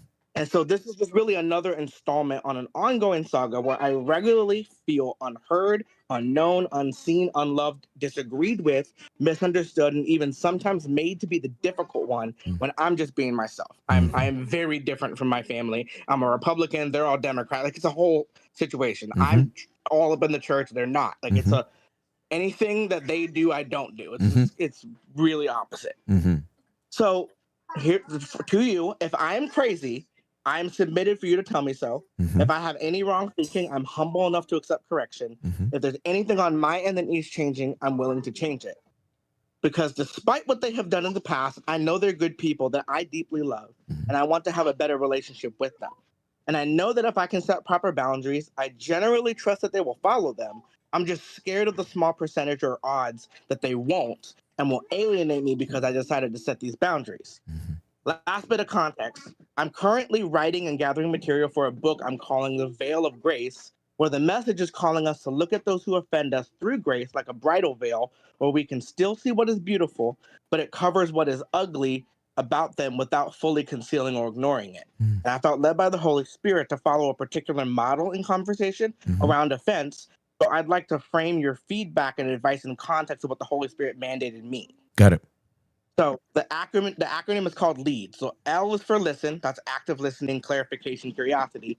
E is for encourage, is where you validate their emotions, feelings, and experiences. A is for apologize, where you apologize for the experience, for their experience and any part you played in it. And then lastly is discern, where you discover through the Holy Spirit whether this is the time for defense, where you're defending and clarifying yourself and explaining your intent and clearing anything up. You either defend or you defer and just let the contribution to the conversation end at the apologize phase. Got it. I am now open to questions, comments, concerns, criticisms, compliments, or complaints. Oh man, you have won me over, Darren. That you are amazing. Okay, so first, do you feel properly contained by me in allowing you to get all that out? Yeah. Okay. Let me validate up front that based on the scenarios that you have presented to me, and the way the scenarios unfolded, you made the right decisions in putting your family first. This is a your brother's going to experience this as well if he's not in a codependent or enmeshed situation with your parents. Or this is his second marriage, and he had his kid first. Got it. So he does experience this. Okay, so he experiences this as well. But he kind of, his idea is, you know how they are, and you should just kind of go with it. And I'm not about that. Yeah, that's not, no. And that is us making unhealthy systems manageable because we don't want to confront them. And you are brave enough, you and your wife are brave enough to confront them. And confrontation is uncomfortable. It just is. There is no way to prepare any confrontation where everyone's going to feel good. It's just not going to feel good. It feels better on the other side, but you know, the actual acting out of it is not pleasant. With that said, based on the scenarios you have presented to me with your mother, your father, and your brother, boundaries are absolutely paramount to how you're going to navigate. And it's a declaration of how you want this relationship to be. Understanding that there might not be buy-in. But boundaries are not about buy-in. If you lived in a house, nice house in a nice neighborhood, and you decide to put a fence up, you don't need consensus from the neighbors. That's your property. You can put up a fence. Unless there's a HOA that says, you know, you can't have a, you know, purple fence. Okay, cool. I can still have a fence, but it just can't be purple. Right? Right. Jeff Bezos, with his rich self, I think he has a home in LA with a 20-foot retention wall. It's illegal. Oh. It's against the city code. He pays the fine every single month. He's a billionaire. He doesn't care what the fine is. He's going to pay it every month in perpetuity. Why? Because he can. But his boundary is up. He wants privacy. And he wants privacy that actually surpasses what the city code allows. So he just pays the fine. You are the only believers in the family that are anchored. Your brother and his family are on a journey, but y'all are clearly, right, anchored, right? I don't know if they've dropped their anchor yet, right? But they're at least on their journey. Their sails are up, right? Yeah. Right. And so when you give your boundaries, you're not looking for consensus. It is a notice. Hey, these are what the boundaries are. And your boundary, even if it was a 4-foot fence, right? It may not be received, and so you might have to pay a fine. And the fine might be you get ignored. The fine might be they treat you a little differently. Boundaries make people uncomfortable. Boundaries make so I just can't come in when I want to. I can't hold my grandbaby. No, not right now. Not if she's going to literally start doing the cry where her tongue wags. We don't need our baby dysregulated to that. No, she reached a new note this week. Yeah, she hit a note. If she hit a Mariah Carey note, we got to repo the baby. Right? She loves you through a screen, Grandpa. Like she's not used to you yet. Yeah, she's never seen you in person. Give her a minute, right? Let her breathe. With your brother, Now, here, but we also let her. We're also teaching her to have her own boundaries. So there's some things she can't say no to, but for the most part, we give her the option to be like, "Do you want this? No. Okay." absolutely like even correct. Like, for example, I'll go to work. Like I'm her dad. Yeah. I'll be like, ready to go to work. I'm like, "Hey, come and give me a kiss." No. Okay. Do you want to blow a kiss? No. Okay. Fist bump? No. High five? High five. Got it. Great. Sometimes she'll say no to all of them. I'm like, okay, I'll wave. Bye. Right. Exactly. Absolutely. And I leave. Yeah. I'm a little hurt, but yeah, she'll be. Listen, that girl is gonna go through so many iterations, and you allowing her to have that no, which is indigenous to her. Everybody's born with their no. We are trained into our yeses. Some of the yeses we are trained into are not healthy, right? Yeah. And so teaching her not to violate her no is a beautiful thing. And that's again, you're setting a boundary within your nuclear family that you have to literally give disclaimers to the other family. Because when we get married, our family of origin, our Fu family, right? Our family of origin, they actually assume that what has gone on in this family of origin is going to be replicated in the nuclear family that you've started. And so you have to put them on notice that, oh, we don't do that over here. We don't use those words. We don't use these words over here. I'm so sorry. You can't say that again. Not around my baby. Or in my house. Or you're gonna have to go to the corner to smoke. Like, you know what I mean? Like, all the boundaries change. Yeah. Yeah, because we can go. We can. That's right. If I need to, I can. I don't have to, Yeah. So here's what I would submit to you. You're there for a wedding.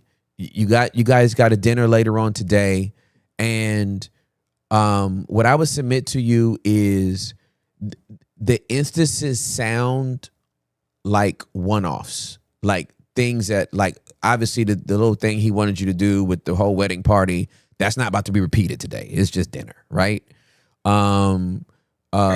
Dad, like you told dad yesterday, if you come back again today and your daughter's still in that thing, like, hey dad, remember we talked about this yesterday? She's gonna need some time to warm up to you. I don't think they need to be family meetings, right? Maybe with mom, but I'm not trying to. I hope it's as flippant as, hey, this is what we do, and they just like, okay. Yep. They are reasonable people. Yeah, for sure. They are just that. Yeah. They're reasonable. They're pretty reasonable people. I think some other context that's kind of important is that my husband and I grew up in polar opposite families. I'm a church kid. Oh, right. She's a PK, yeah. I'm a PK. Yep. He's not. Yep. I've been a Christian for 10 years. Got it. Yeah. So, my journey started in my childhood. So it's a long time ago. Yeah. And even the boundaries and the differences in our family are really obvious to, his parents, aka my in-laws. So it's kind of tense, not to mention. Go for it. Oh gosh. Do it. Not to mention, I am like the only white chick in the family. And so, oh god. That was a whole thing. That was a whole thing. And he told me, hey, when we first started dating, hey, my parents kind of low-key not super thrilled that you're white. I was like, okay. So when I even try to set boundaries with my in-laws, the same boundaries that I would have with my family, yep. I get just brushed off. Or even like this week, I was trying to ask someone, where the bathroom was, and trying to ask my in-laws, at this rehearsal dinner. And I was looking people dead in their eye, asking them where the bathroom was in this establishment I didn't know. And they looked at me dead in the face and said nothing and ignored me like I didn't even talk to them. Dang. And I was like, what am I supposed to do? Because if I say something, I'm the only white chick in this room. Right. Like, and I don't know like half these people. It's my first time meeting his brother and like half of his family. Yep. And we've been married for almost 5 years. Yep. So, there's boundaries that my family has that and that I have with my family. And, I live a very different life than he does. And my whole family's Christian, he's not. So, and his family's not. So it's just this whole, yes, I hear your point. Like, they're one-off events, and there's like a level of consistency in The disrespect. the disrespect. Oh, Is very consistent. Well, That makes sense. the microaggressions are The microaggressions and yeah, stuff. are absolutely continuous. And to feel those over and over again are like little paper cuts. So Yes. what I would say, and I wouldn't say it here, because you got to pick where you throw your punches, right? If like I'm not swinging in the middle of a club, because I actually don't know how many people is with y'all. You know what I'm saying? So I want to take this outside where we have some more space, so I could actually figure out who's all with y'all and who's all with us, right? But I would reserve for a different time a courageous conversation around the microaggressions that exist when you all are together as a family.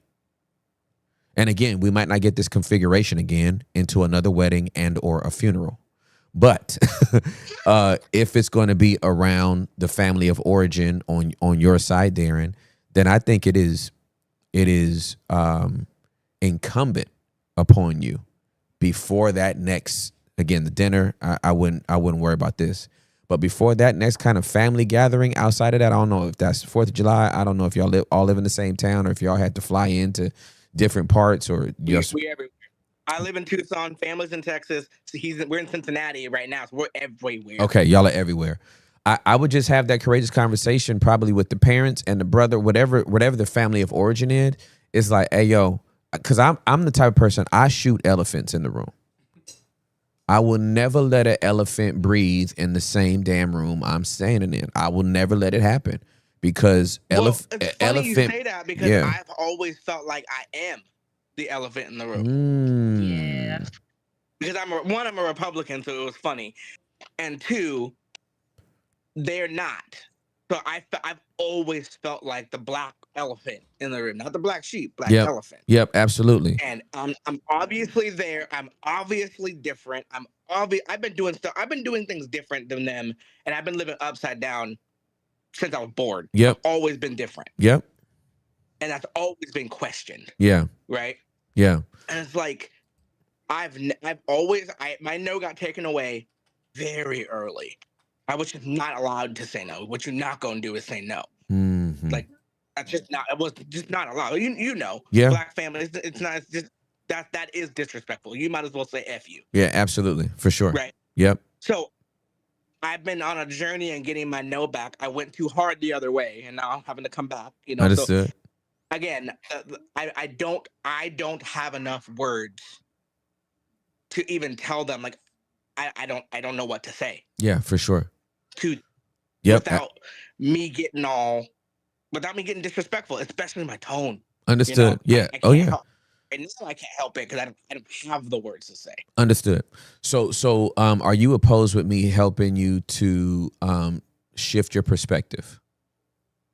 Let's do it. Okay. I don't want you to see yourself as the elephant. Okay. You're not the elephant. Difference is the elephant. Not you. The difference between you and them is the elephant. And that needs to be addressed. The reason why that needs to be separated, Darren, is because I don't want you to carry this. It can't be you. It has to be it. The difference between you two is the elephant in the room. And like what this boils down to is acceptance. Yeah. They just need to accept you for you. Exactly. That's never happened. Okay. So that's what the conversation needs to be about. That's the invitation that's the invitation that needs to be made. Hey, I know historically the biggest chasm between us has been the differences between us. I've kind of been the opposite child since birth. Right? And either I've not lived up to your expectations or I've always done stuff different or I understand that. And I know we've laughed and teased and talked about it throughout the years, but you have no idea what kind of impact it's had on me. And I just want to know, would it be impossible with all the differences between us for you to just accept me as me?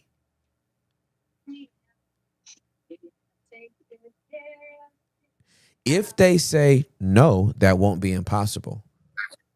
Great. Right. Here is what acceptance would look like for me.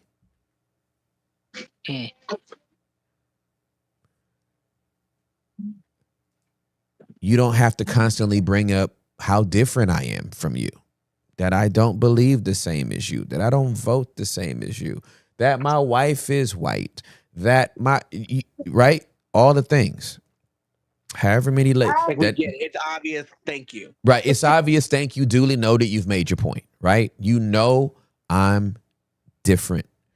Well, and a lot of it's around the different things I make, different decisions I make, because we follow the Holy Spirit. Yep. Right. We follow the Holy Spirit, and so the decisions we make don't make sense to them because they don't know they don't know the voice that's talking to me. Correct. Of course. So because they've never heard his voice, any decision I make based on his voice don't make any sense. Yep, I know that one. So I'm like, I'm not going to make the same financial decisions you're going to make. I understand I could go to this and this and this and do this and this and this. Like, you know, like I gave up, I took like a $300 pay cut working as a manager for FedEx to go be a full-time pastor. Then that kind of dried up because of where the finances were. And I switched and went bivocational for a little bit and all these different things. And then, you know, now I'm working in IT, and I think God's leading me to be bivocational forever instead of going back to full-time just because of the moves we want to make. Yep. But we came to that decision on our own through the leading of the Holy Spirit. They're all like, we've been trying to tell you before that. I'm like, see, that wasn't the right time though. Right. Because God wanted me to do what I was going to do. Right. So it's a lot of things. The biggest difference is it's like, again, if they don't really like me and that is not my problem. They can not really like me or this, that, and the third. I don't really care. A lot of the problem and my qualm is around they can come after me all they want to. I'm the same way. Don't come after them. I'm the same way. And the minute you come after my finances, my house, you're coming after them. Yep. And I'm not with it. I can ignore you about when it comes to what if you don't like what I'm gonna do. I don't care. Yep. At this point, I'm way past that. I've forgiven you. I know that's how you are. I don't have to worry about that. Yep. Yeah. And so it's like, without me ethering them with words, because I can and would. And my dad's huge. I'm not gonna pop off like that because he'll just hit me. Right. Right? He'll be disrespected as a man. I'm not trying to do that. Right. But I'm like, okay, I want to be honest and honoring, but I can do that with words and not my tone. And you know what I'm saying? It's like the whole thing. I'm so lost on that because I'm like I'm constantly feeling like I have to run interference and play defense and trying to make sure that they ain't coming for my kid, coming for my wife. And again, I know it's not intentional. Like that's the thing. It's like if this was aggressive, if they were being aggressive on purpose, I'd have a little bit more backbone. But I know they don't mean to. Right. Okay. So they're gonna get hurt. They're gonna feel like I'm applying motive to them and I'm not. Understood. Okay. So would it be difficult for you to kind of embody dad, mom, and brother and us do a role play? I was hoping for that. Were you really? Oh, you could have just asked. That's true. Yeah. That's true. Um, Um, you down but for yeah, that? I can do that. Okay, great. So I'll be I can do you. that. I'll be you. What do we want to address? My mother's control Okay, in parenting. done deal. That's the one. That's the conversation that might be the most difficult. Okay. My dad might not like stuff, but if I tell him where we're going, he's fine. My brother is more accepting than all of them. It's my mom. Okay, done deal. So let's get mom. And you be mom. I'm gonna be you. And do I need to broach the situation, or do we need to see mom act out and then I need to correct it? No, we can just assume it has happened, or I can bring up stuff in the past because it's still in me. It's still sitting in here. Okay.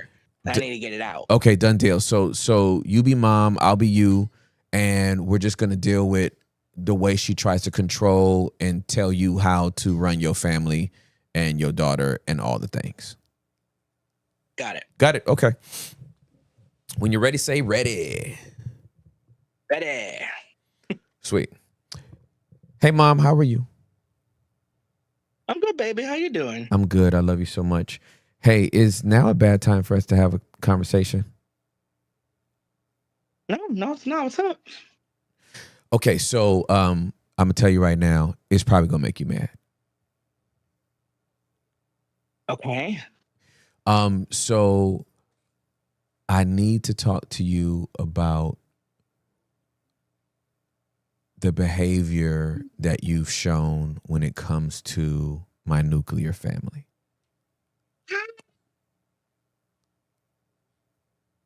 Okay.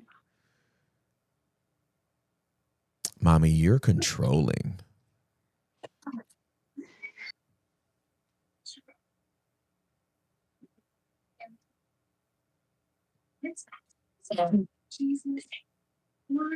Okay. In what way? Well, the way I experience you, almost in every way, it's like whatever you see me doing with my daughter, or whatever you see my wife doing with our child, you have something to say about it. You have some feedback. It's unsolicited, and it's very dismissive of the way that my wife and I have kind of set the rhythm on how we're raising our child. And I know you're just trying to be mom, but the way I experience you is very dismissive, and sometimes even dishonoring of me and my wife as it relates to how we're trying to raise our baby. I mean, I'm not even trying to do that. I'm as you said, I'm just trying to be helpful, and I'm just seeing things and trying to offer. I'm always going to be your mom, so I'm always going to be mothering to you. I understand that. And of course you're always mommy, and that's never going to be changed. When I get if you live to be 135 and I live to be 100, I know you're still going to look at me as your baby, but I need you to understand that I am also a husband and a father.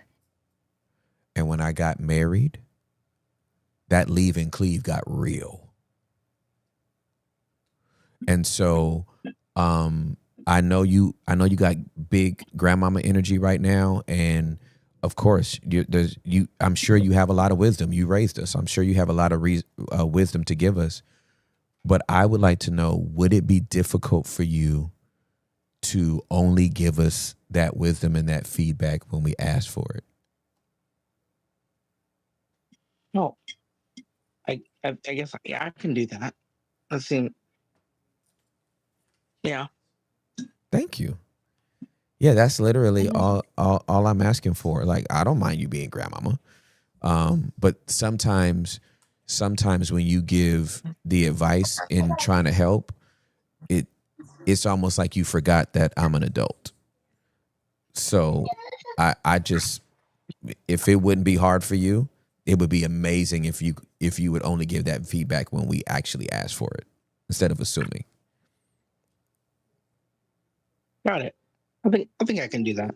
Thank you. Okay. I just want to make sure that I'm not really trying to do anything. I don't just. No, absolutely. Okay. And like, I'm so hyped, mommy, that you would even be open to this. Like, would you, I just want to know though, if you slip up, are you going to be offended if I like correct it in the moment? Because if you don't know you're doing it, then I might have to point out when you're doing it subconsciously. Man, as long as you didn't give me that word for word, just, I'm trying to. Yeah, no, I ain't gonna be trying to check you. Yeah, you my mama. I ain't trying to embarrass you, but I just want to know if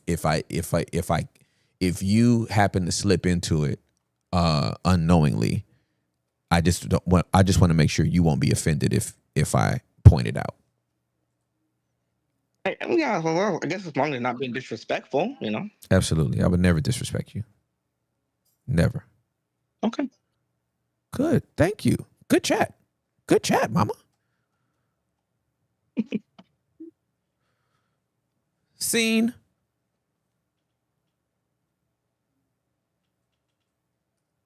How did that feel? I don't know if you saw my eyes in the back, but I was Difficult. like, oh, That yeah. and that would feel maybe not difficult for her because they're very confrontational is not the word. Maybe it is. Mm-hmm. But they're willing to, hey, if you got something, say it. They're willing to like. Your family? Yeah. Yeah. So it's like, okay, now it's me. Like, okay, I got those words, Mm-hmm. and now I'm like that level. If things start getting bad, because I'm one of those people that are hyper vigilant. So I'll look at eyes, either eye roll or I'll look at hear tone. I notice every little thing. And Of course. any of those little things are equally as possible to dysregulate me and silence me. Because I don't know what's about to happen. Yes, sir. Yes, sir. Now I'm like, how do I keep myself together? Yes, sir. And not together as in if I cry, I cry. I'm talking about how do I not go slip right back into silence or anger. And I want to stay locked in. Yep. And I don't know how to do. Understood. Or I don't have practice with them. Yep, absolutely. Well, the that takes practice. Okay. This is a practice of being boundaried that gets better over time. We have to learn to ignore the buttons our family pushes. I know what it is to say a thing, to get a retort, to get a clap back, to get a snide remark, and have a wash of fury. Yep. Like exactly what it feels like. Wall wash. Yeah. Like to have a wash of fury literally pass through my body. My ears are hot. My blood pressure is elevated. My heart is beating fast. Yep. I can feel my jugular and vein. I'm the one that's like everybody else seems calm. I'm the one that's about to pop off. Yeah. And in those moments, this is like when I think about the fruit of the Holy Spirit and the last one being temperance, that's what I use it. I need that. I need that manifestation of the fruit of the Holy Spirit in those moments. It's self-control. It's now I'm doing deep breathing in the moment. Now I'm doing my self-soothing in the moment because I am angry. Let's not make a mistake. I am angry. And then there are times they'll be like, "Oh, look, he's hot now. Oh, he's hot." See, I'm just like, exactly. Yeah. And so that's when, again, that's what has to be the exercise. I always have shared this with so many people, Darren, throughout the years. I tell people all the time, go back and watch Dr. Martin Luther King do interviews. Go watch Malcolm X do interviews. Let us not make the mistake of believing that these were not two very deeply angry and hurt and heartbroken black men. They absolutely were, but they could not show it in this interview. They were not going to allow the world to see them as the angry black man. They refused. They refused. With dignity, they refused it. With honor, they refused it. With poise and grace, they refused. You're not going to see me pop off, because that's the only thing that's going to loop on the nightly news. So they spoke intelligently. Obama too. Yep, Obama as well. They spoke intelligently. They spoke clearly and concisely. But to think they were not angry and heartbroken and hurt is completely misinformed. Okay. So that is part of this work, is that I am the one bringing this up because I am the most emotionally intelligent person in the room. And if I am the most emotionally intelligent person in the room, then I must have the strongest nervous system in the room. Yes, they're going to try to knock you off. Yes, they're going to say something to piss you off. I will not let you win this. The person with the strongest nervous system in the room wins the day. And it's got to be me.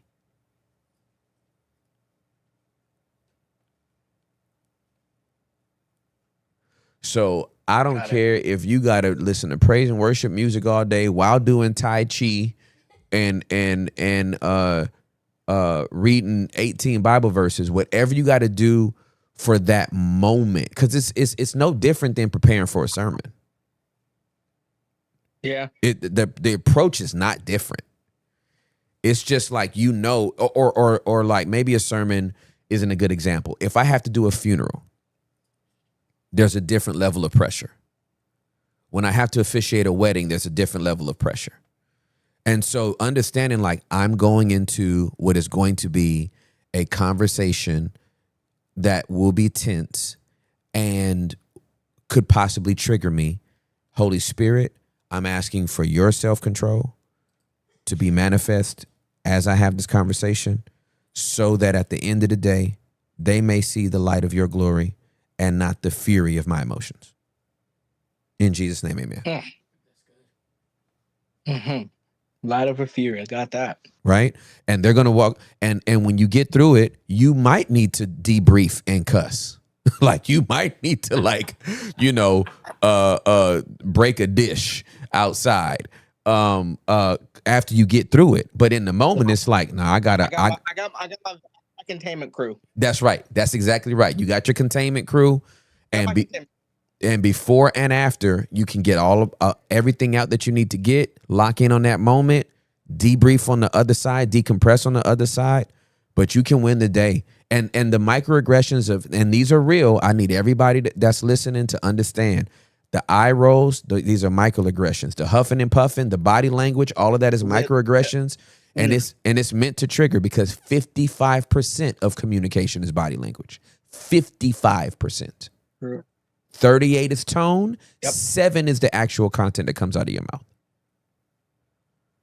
So yes, somebody could be telling you with their mouth, got it. No, I can do that. But with they body, they could be telling you to hell with you.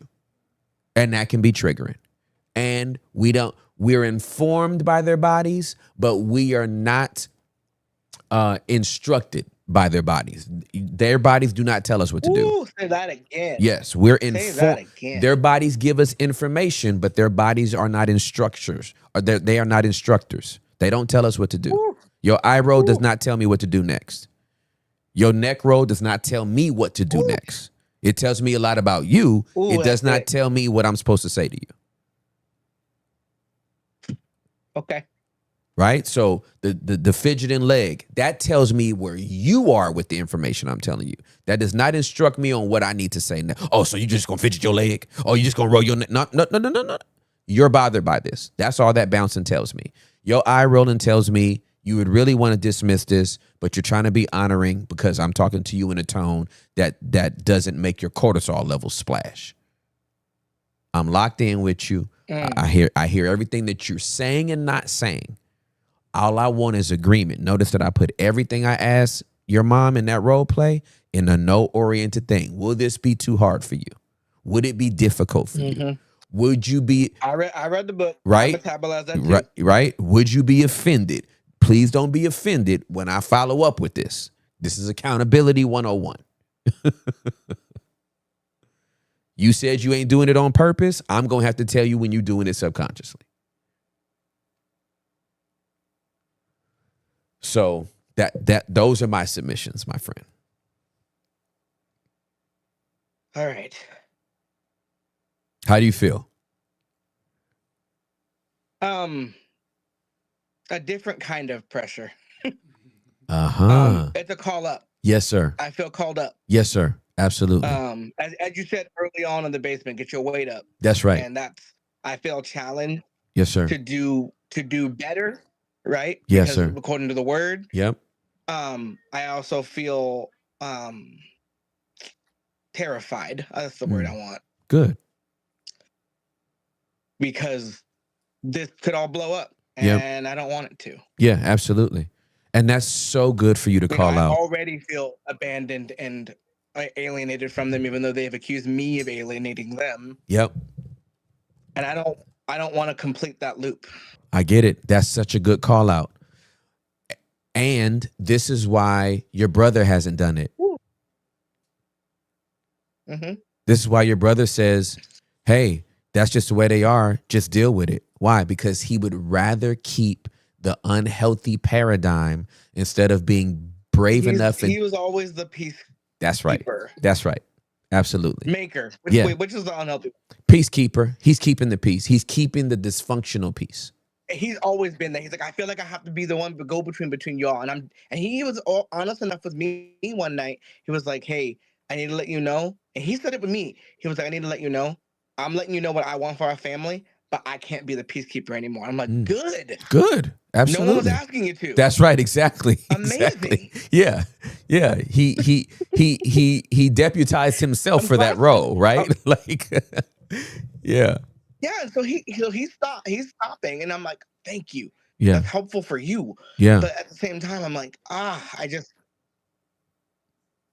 don't want there to be any cutoff energy. It's just I don't. But the fear is there. That's gonna hurt. Yeah, for sure. If that does happen, that's going to be incredibly painful. But this is the thing about vulnerability that I'm always championing for everybody to understand. Vulnerability is risky. We bring eggs to conversations, knowing how delicate they are and how easily that they can break. Do it terrified, and believe that the Holy Spirit is going to get in the conversation and he knows how to deal with them and know how to deal with you, and a beautiful outcome can come out of it. Well, that's the thing. That's the beautiful risk about vulnerability. It's like this could go so sideways. My reward. Right? It could go so sideways, but I want resolution and reconciliation or a new pathway forward so bad that I'm risking blowing it all up to because I think we could do it.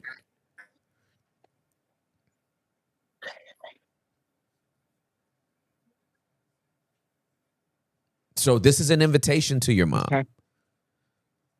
This is an invitation to your mom for us to have a relationship in a different way.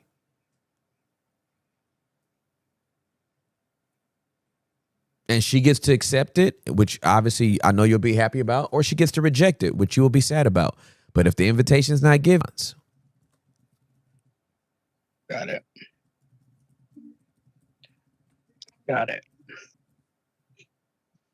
All right. Well, I look forward to the call back with the testimony that it worked. Oh man, I want the update. I want the update. Keep us informed. I'm so proud of you. I'm so proud of your wife. That little baby is gorgeous. Y'all have a beautiful family, Darren. Thank you. Y'all have a beautiful family, man. I appreciate that. For sure. Well, I love you, man. Thank you so much for calling in. Okay. I will. Yeah. Hey, let me pray for you. Let me pray for you before we get off, okay? And hold on, let me go back from here. Okay. We're gonna get prayed on. Over, whatever. Prayed on, prayed over, prayed through. What is Mrs. Bigsby's name? Talia. Talia? Mm-hmm. Talia, beautiful name. All right, I just want to pray for y'all before you go to your dinner tonight, okay? So, Jesus, thank you so much for my brother and sister, your son and daughter. I lift them up before you. God, I thank you for their love, for their union, for their family. I thank you for the generational blessing that they are perpetuating. God, I pray that as they prepare for this dinner, that you would mitigate anxiety, that you would mitigate intimidation. And I pray, God, that they can be bright lights, even in the midst of discomfort, that they can be bright lights for you. I pray that you would give them a grace and a poise, even through the microaggressions, even through the funny looks, even through the funny actingness of some of the other family members, and allow them, when appropriate and when necessary, to speak the truth in love with words filled with grace. Thank you for peace above all. In Jesus' name, amen. Amen. I love y'all. Say bye-bye. And I love baby. Say bye-bye. Okay, she's watching the show. For sure. Hey, y'all have a great week, okay? All right, we will. Okay, love you. Bye. I love you. Tim, we're having Nobody wins when the family feuds. at all. We're having Wi-Fi issues, which is super weird. Like we haven't been on? It's been buffering, Okay. but it's like on the other end, it's Okay. like I've never seen this error. You guys were having a beautiful moment. I didn't want to interrupt. Yeah, for sure. But it seems like it's latency. I don't know what's going on over here, but stand by. No worries. Thank you.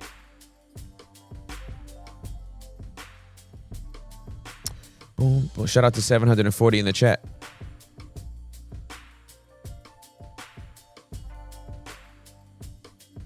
Oh, it was freezing. Okay, no worries. We're on that McDonald's Wi-Fi today. It's the quality for them. You know, it's kind of going in and out and freezing and stuff like that. But Yeah. it shows that we're online. But I'm seeing it error up on our software that I've never seen before. So Interesting. working through it. Maybe we're just gonna do audio calls for the next time because maybe it's the bandwidth of the Yeah, video. I don't know. You understand? Well, I just looked up that thing and it just says weak internet upload. Oh, now we're back. Look, it says There you go. excellent condition. So Oh, well. praise God. See, he Yeah, will do it. yeah, but listen, somebody said, I don't blame everything on the enemy, especially not like technology and stuff. Yeah. Right. And sometimes it ain't a coincidence. You know what I mean? Yo. I'm like, we talking about family matters, and maybe it's not a coincidence that this is happening.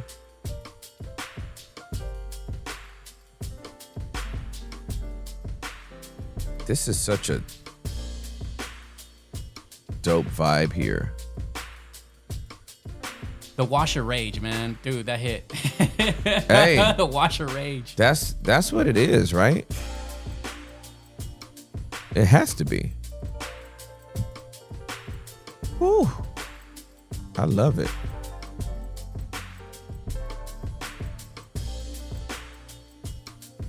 Oof, that call though. Was that a good call? I was taking notes. You was taking notes on that Yep. call? Yep. I'm like, please read Never Split the Difference. That book has helped us so much, navigating so many work conversations, family conversations, friend conversations. It's crazy. It is a great book, right? Yeah, Caleb wants to nerd out with you. So Does he- bad. does he- Yeah, because he's almost done. He's like, oh my gosh, I need to talk to him. Now he needs to come do a book report. Yeah. He's like, I need to talk to you about the book now. No, I get it. I absolutely understand it. Like, this is like, why would we not talk about this?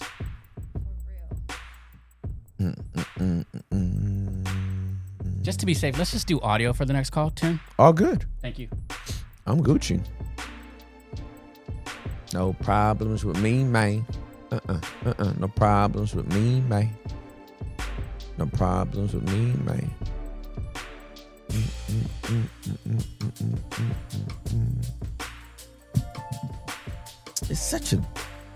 It's just so So beautiful.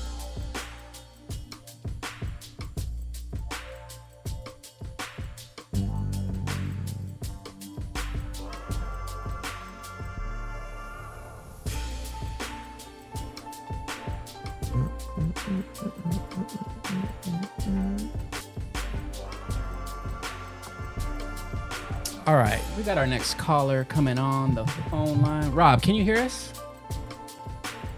What's up, Rob? Yeah. Hey, what's up? It's Ryan. How you doing? Oh, Ryan. Oh, my bad. It's a pleasure to meet you, bro. How's Hello. everything going?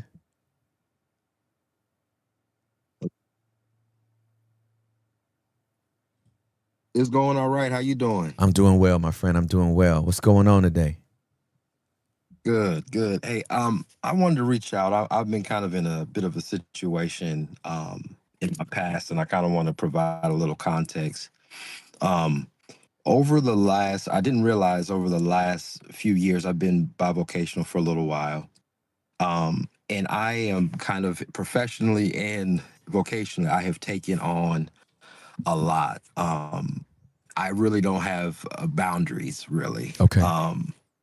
My role may start off as one thing, but before you know it, I've added about 10 to 11 more things to my role, and obviously in the name of helping out. Mm-hmm. My no button's broke. Okay. And it distracts me from really going and doing what I feel God's been calling me to do. Okay. And I essentially just I get cloudy, for lack of a better word. I love helping, but I find myself, once I've gotten to a point, I'm overwhelmed. I'm like, how in the world did I get here? Yeah. I've done a pattern 3 times like this. Okay. I wasn't really aware of it, but I'm aware of it now. And it's weighty because I'm doing things that I may not I'm good at, but it may not necessarily be something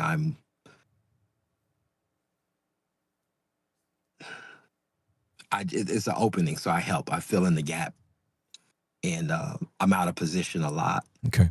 And we're talking a lot about boundaries here, and I really, really struggle with it because I know God's put something on the inside of me, and because I've cluttered and just said, like, oh, I want to help, I want to please, I want to do this, it has been really, really hard to just be like, Ryan, this is what you're going to do. And I even have a hard time saying no on lunch. You know what I'm saying? I'm like, there's something else to do. Like, no, like I wanted to do something for myself, and I usually sacrifice a lot of things for myself to please. So I really, I'm close to my 40s, man, and I find myself feeling kind of silly dealing with some of this stuff now because I should know better. Yep. And I don't do better. And I got kids, you know what I'm saying? I want to be a better example for them to say no. Yeah, for sure. Than what I currently do, because I'm doing extra, because I have something in me that I that's broke, that I need help. Okay. So, yeah. I'm so proud of you, bro. I am so proud of you right now. That not only that you would have the self-awareness to know you need help, but that you would actually get some. That means a lot. And I want you to know that I see you. I see you trying. I see you asking. I see you being humble. And it's not something that I take for granted. I know it takes a lot to put yourself in a position to be humble, and I just commend you for it. I'm very proud of you. Very, very proud of you. You against me asking you some questions? I'm not gonna shoot. Okay. What has losing your no cost you?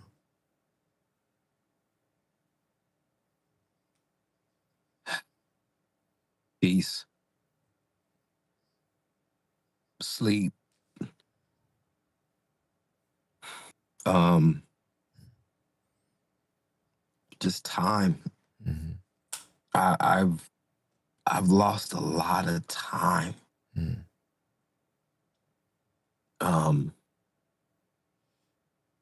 I've lost a lot of time, man, and I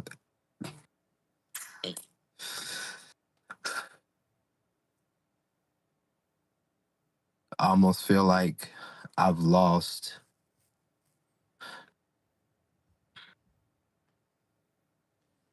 I can't get that time back, man. Mm-hmm. And I've been distracted a lot because I'm trying to, find a place somewhere. Yeah, for sure. I know I know without a shadow of a doubt God called me, but I'm just trying to. I didn't have no mentors and stuff, so I'm trying to, you know, be a good son, so to speak. Yes, sir. Just filling in. Um, you know, uh, but I'm like, God, what am I doing? Like, Mm-hmm. I'm doing all this extra stuff in it. And I find myself when I get overwhelmed, I'm like, how in the world did I get right back to where I've been? Yeah. And Yeah. it just cost me a lot of time, man. I ain't getting no younger. Right, for but, sure. um, but yeah, relationships, not as deep as I'd like them Yep. to be. Yep. Um, time with my family, Mm-hmm. uh, just all in the sake of, providing. Right. Um, and I know how to work. That's no problem, but I'm not working on the right things sometimes. And sometimes my daughter asks me, like, why you gotta go that way? Well, I committed. Right. You know what I'm saying? It cost me. My yes cost me a lot, man. Yeah, for sure.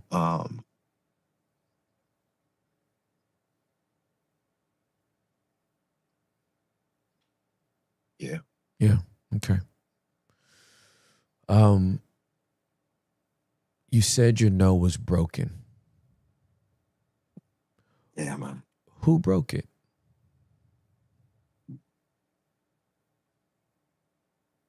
Man, you did. I had some trauma when I was young. Um, that sexual trauma. Okay. And you know, I I remember just not saying anything. Like my mouth was covered essentially. Yeah. And I remember just not. I mean, thanks. Shout out to you for EMDR though. Yes, sir. uh, For sure. but I remember my mouth getting covered at Mm-hmm. that time, and I didn't say any. I didn't even yell. Yeah. And I just never said anything Mm-hmm. unless I get mad. Right, right, right. I For get sure. really upset. Right. It just goes out, right? Yep. Yep. But it shouldn't take all that to get to that point, Right. Right. I've been trying to work on that for a long time. Mm-hmm. I mean, I'm also in therapy and all that stuff to help me with it. But this is kind of like that last anchor piece of my individuality and Mm-hmm. saying, like, this is what I like, this is what I don't like. Yes. Yes. Yes. Yes. And I recognize there's rejection that comes with that. Mm-hmm. Mm-hmm.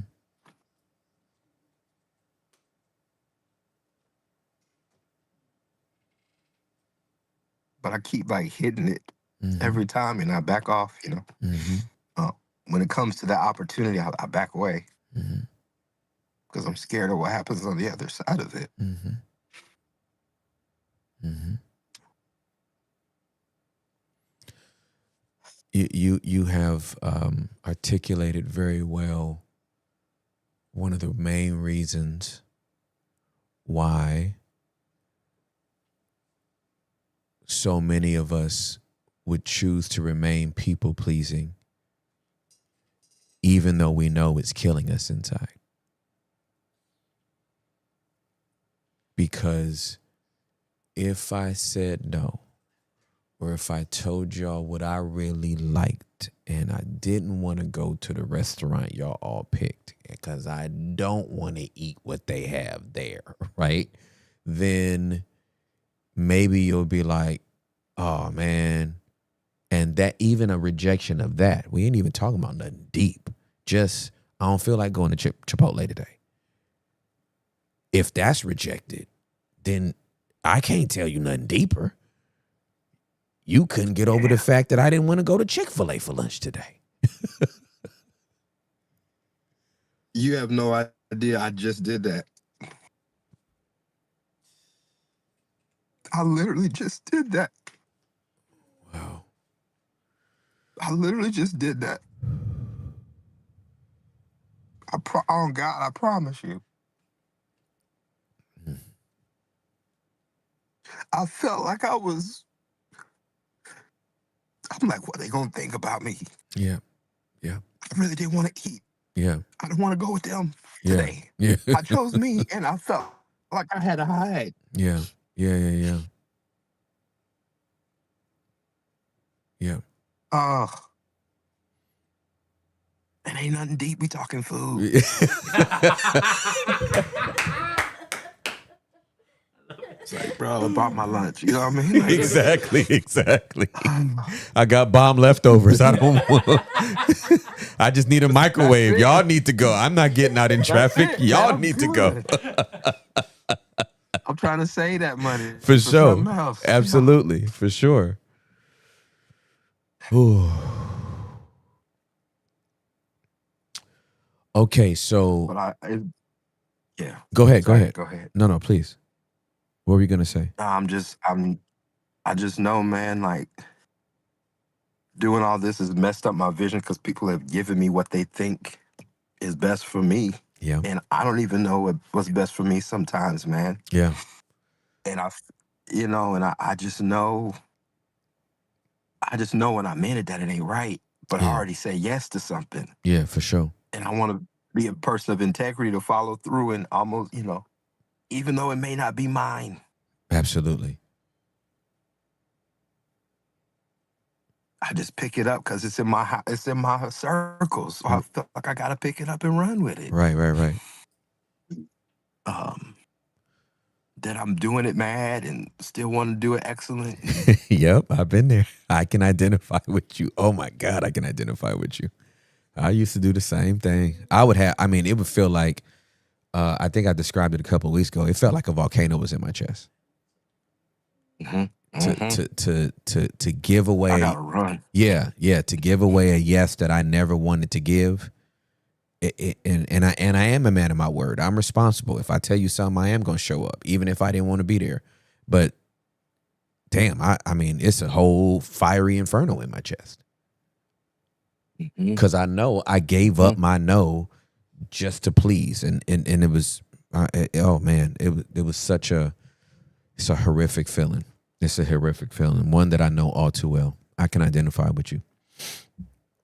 I can identify with you for sure. Okay, so what do you need today?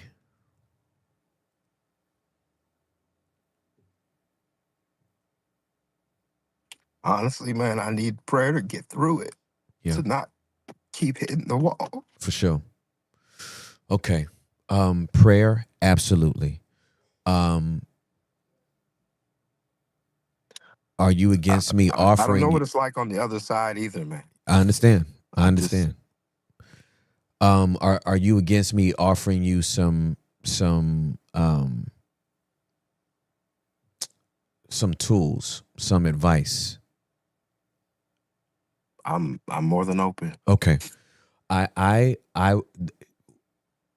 know for me, for all of us that are recovering people pleasers, that are now at a point in our life where it's like, if I don't get my no back, I'm gonna die, right? Either physically, emotionally, spiritually, psychologically, something, I'm gonna snap. we got to practice. Like we got to practice doing this. And so I want to encourage you to we got to baby step this thing until we're making long strides.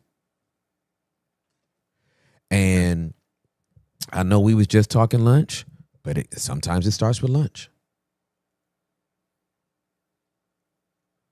Sometimes it starts with, hey man, just at the beginning of the week, hey man, I'm bringing my lunch all week, so y'all ain't even got to ask me no more this week. I got Tupperware. You know what I'm saying? I got Tupperware. This my Tupperware, meek dog. I'm not going. You know what I'm saying? I'm not going. Yeah. And then maybe next week the practice is, man, I'm tired of Chipotle. Mm-hmm. Like if that's where y'all going, I'll pass.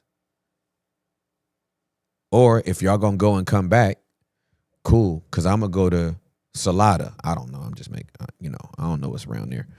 I'm going to Cheesecake Factory. I'm getting me something to go. I'm gonna call them. I'm gonna Uber eat. Whatever.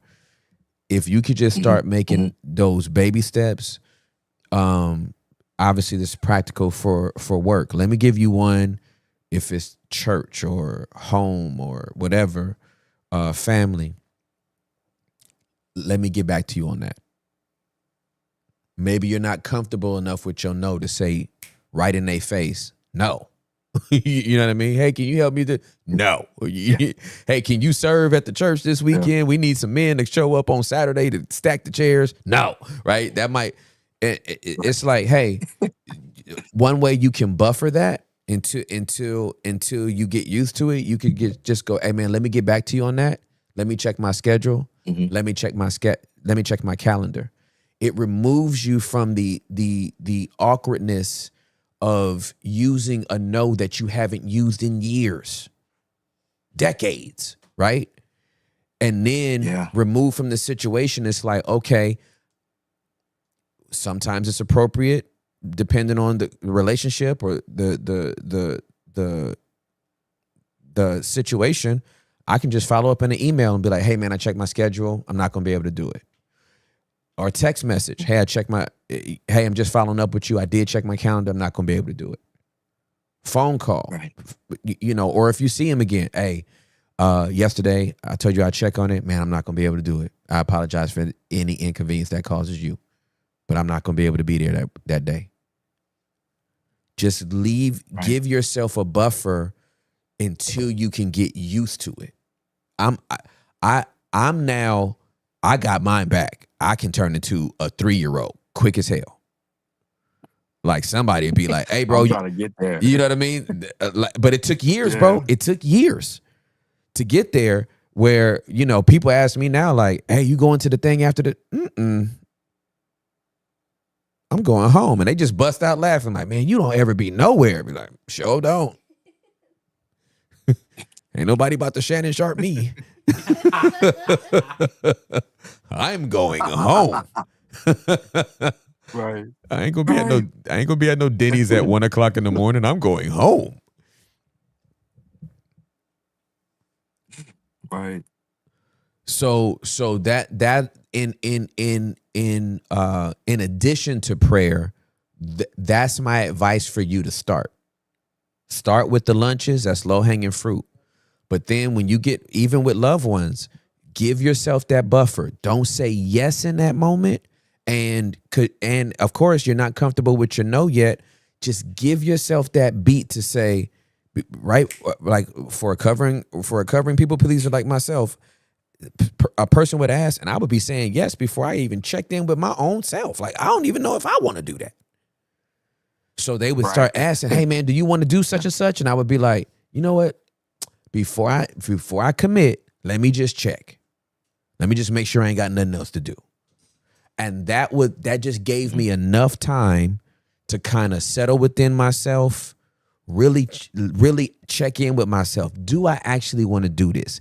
If I do want to do it, is it because I have the capacity, the bandwidth, and the love for what it is, or am I just doing it to please them? Right. And then I got to check myself. Am I being selfish? Well, and I'm not being selfish. This is not selfishness. This is boundary. Like, I don't know. I don't want to be out at 10 o'clock at night doing whatever. Right? I want to be home.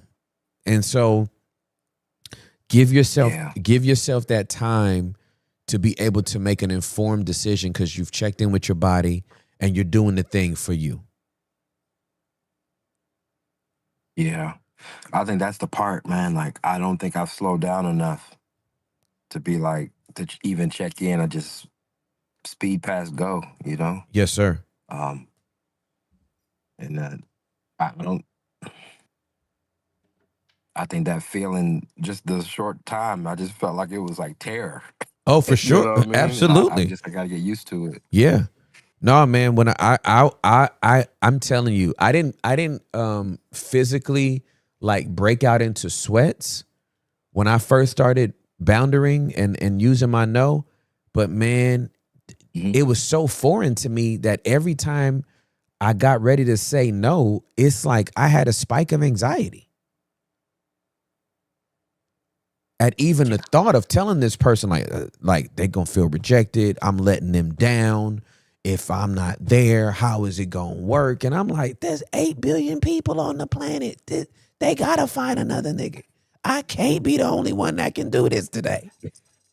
In the whole world? Like, somebody else gotta be alive to do this. I can't do this. Yeah. So man, just start where you start, man. Start with something like the lunches and with the coworkers, and then take that time. You are not being selfish to take time for yourself. You are not being mean because you thought about yourself before you considered saying yes. That is not mean. That's being aware. Yeah. I keep I've made mention several times on the pod that this season of my life, I've never left so many people that I love on red.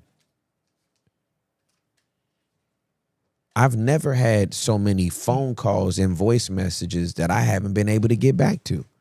Like within 14 days. And I know somebody's like, nigga, ain't nobody that busy. You could have responded in the last 14 days. And it's like, not with a genuine response. I could have responded flippantly. I could have picked up the phone and told you, I'll call you back in 3 minutes. And it's still been 3 weeks. Right. So I've just learned to, I don't call people back until I actually have time to focus on them. And at this season of my life, sometimes for some people, it's like 2 weeks to a month after they call me. That's just where the relationship is right now. I got a whole Mrs. Ross and a whole Timothy Charles and a whole Noah Samuel. Like that, they come first. Right. They come first. So I hope that's helped, bro. It is, man. I appreciate you, man, because this has kind of been, when you get to the tap root of stuff. Yes, sir. Like this. I've been doing some work for a while, man. This one right here. Yeah, buddy. This one's deep. This one's deep, man. Yeah. This is that wall in the military. This is that wall in the military that's like 20 feet high, and it's just a wall and a rope. And it's like that is what is in between you and passing basic training. They like, get up this damn wall. I don't care how you got to do it. If you got to inch your way up, if you got to put your feet on the wall and climb up, if you ain't got the arm strength, you're going to be doing that caterpillar thing all the way to the top. But it's like, you got to get up that, you got to get to the top of that wall. Yeah. And to get That's your what no, it feels like. yes, sir. To get your no back, it is a tall wall, and it is not insurmountable. You are going to get to the other side of this wall, and you're going to have the same feeling I had, which was, why the hell did I wait so long? After you get over the fear, and after you get over the like, oh my God, they ain't gonna like me no more, and they're gonna reject me, and I'm and you finally do it, and you see how your body is like, hooray, like we've been waiting for this, right? You are gonna be so relieved when you finally say no that you ain't gonna even care how they feel, because you feel so great. You're gonna be like, baby, you get to feel what I've been feeling the whole time, giving you my yes when I should have been giving you my no. You know, I know we've been saying that we've been using the term a lot in Christianity. Thank you for your yes. We need to start thanking people for their no. I'm glad you said yes to Jesus, but you need to say no to some people. Thank you for your no. I want to thank people for their no as well as their yeses. Because that yes is for Jesus. That no is for everybody else that needs it. Right. Everybody don't need your yes. Some people need your no. That's where your sanity's gonna be. So I'm thanking you in advance. I'm thanking you in advance for the no that you are going to start speaking, that is going to bless you, preserve you, and keep you. That's what our no's are meant to do. That's good. Yeah, that's what you got to look forward to, my friend. Thank you. I'm looking forward to it. Absolutely. I'm looking forward to it. I'm hyped for you, man. I really am. I'm hyped for you. You right there, bro. You right there. Just don't be afraid to go on the other side. I know there's a fear of the unknown. What's on the other side of this wall, bro? Just get to the top and jump off. You will not die. Your legs ain't going to break. You ain't going to even roll your ankle. It's going to be great. Right. I believe you. For sure. I believe it. Yes, sir. Man, I love you. Thank you so much for calling. Love you too, man. So proud of you, bro. Absolutely, man. Appreciate you. Absolutely. Have a great week, okay? Thanks. You too. Thanks, team. Thanks, Hector, everybody. Appreciate y'all. Thank you, man. We love you, bro. Love y'all too. All Be right. blessed. All right, you too. Wow. Oh, that was so good. Oh.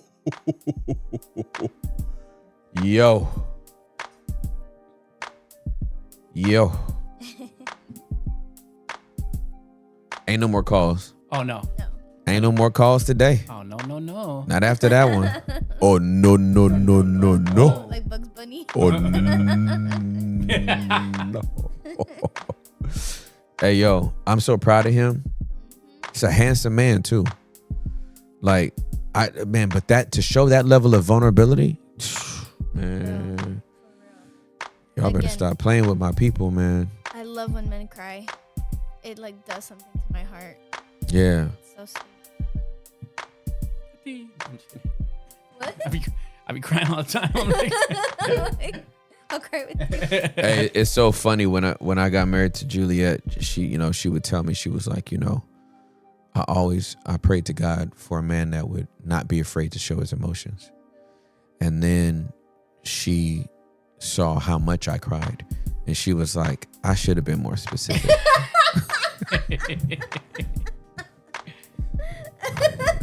Nigga, you a crybaby. Nigga, you pay for it. You should, you know what I'm saying?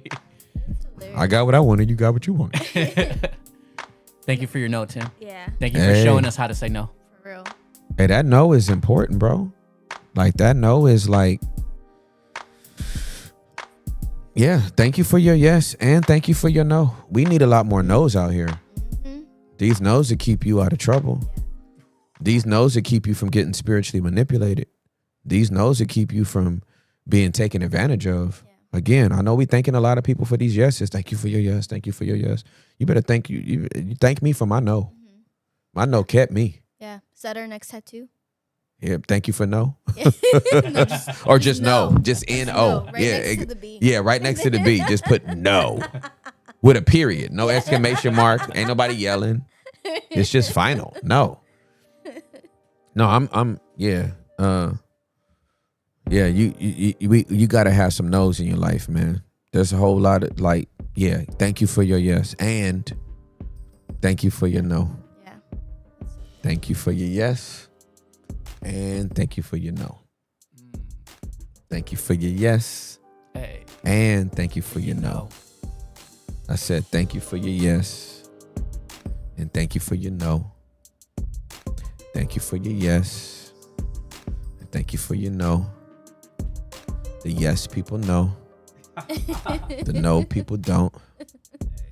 But when you put them together, I bet these jokers won't try to play you, display you, turn around and fillet you. Oh. Scramble you up.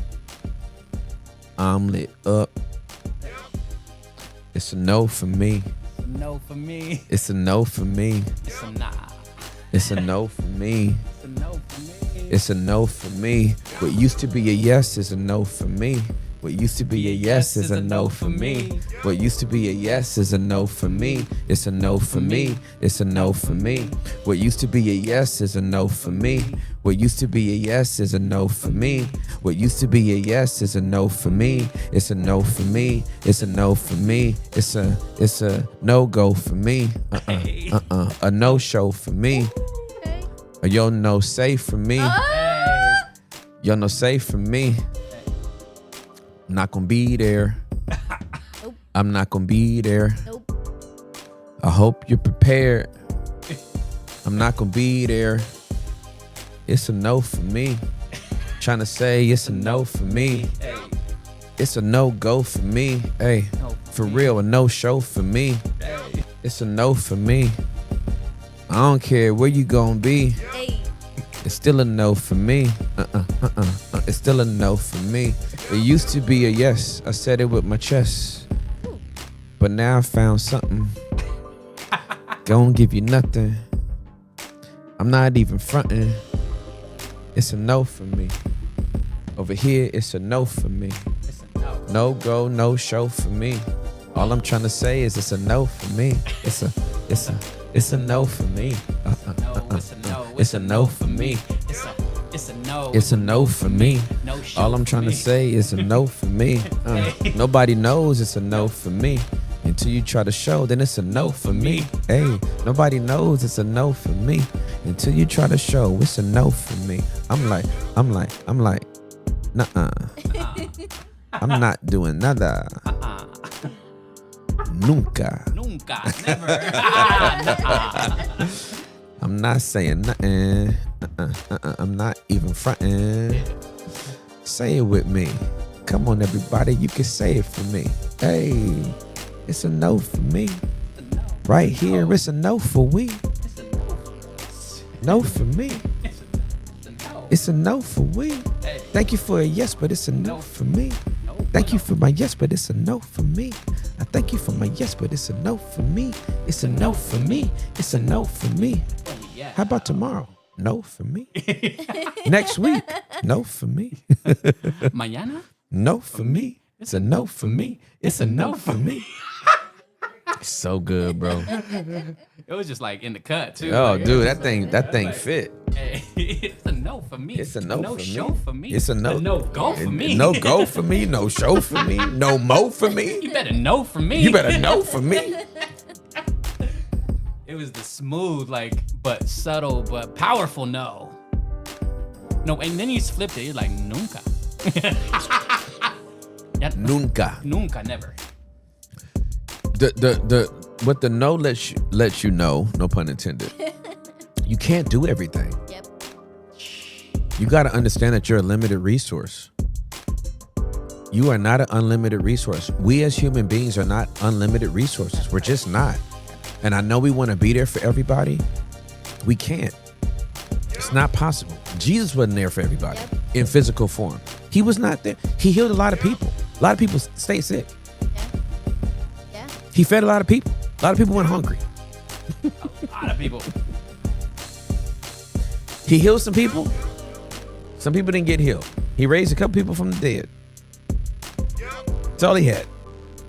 He wasn't just at the cemetery every day, just popping up caskets. A lot of them people stayed dead. They didn't get no second chances. I just we just gotta help people get their know back, man. Gotta help people get their know back. Quick question, Tim. Quick question is, How do you deal with someone who constantly interrupts you? interrupts me?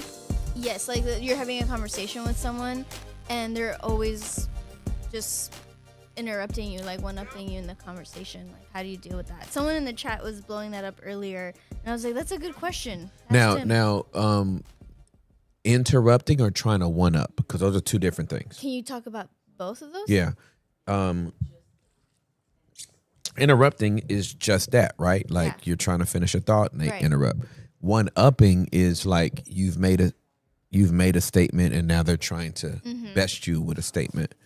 If somebody's interrupting me, again, you cannot be offended and curious at the same time. So if somebody continued to interrupt me while I was talking, one of the questions I might ask is, it seems like you're excited about this conversation.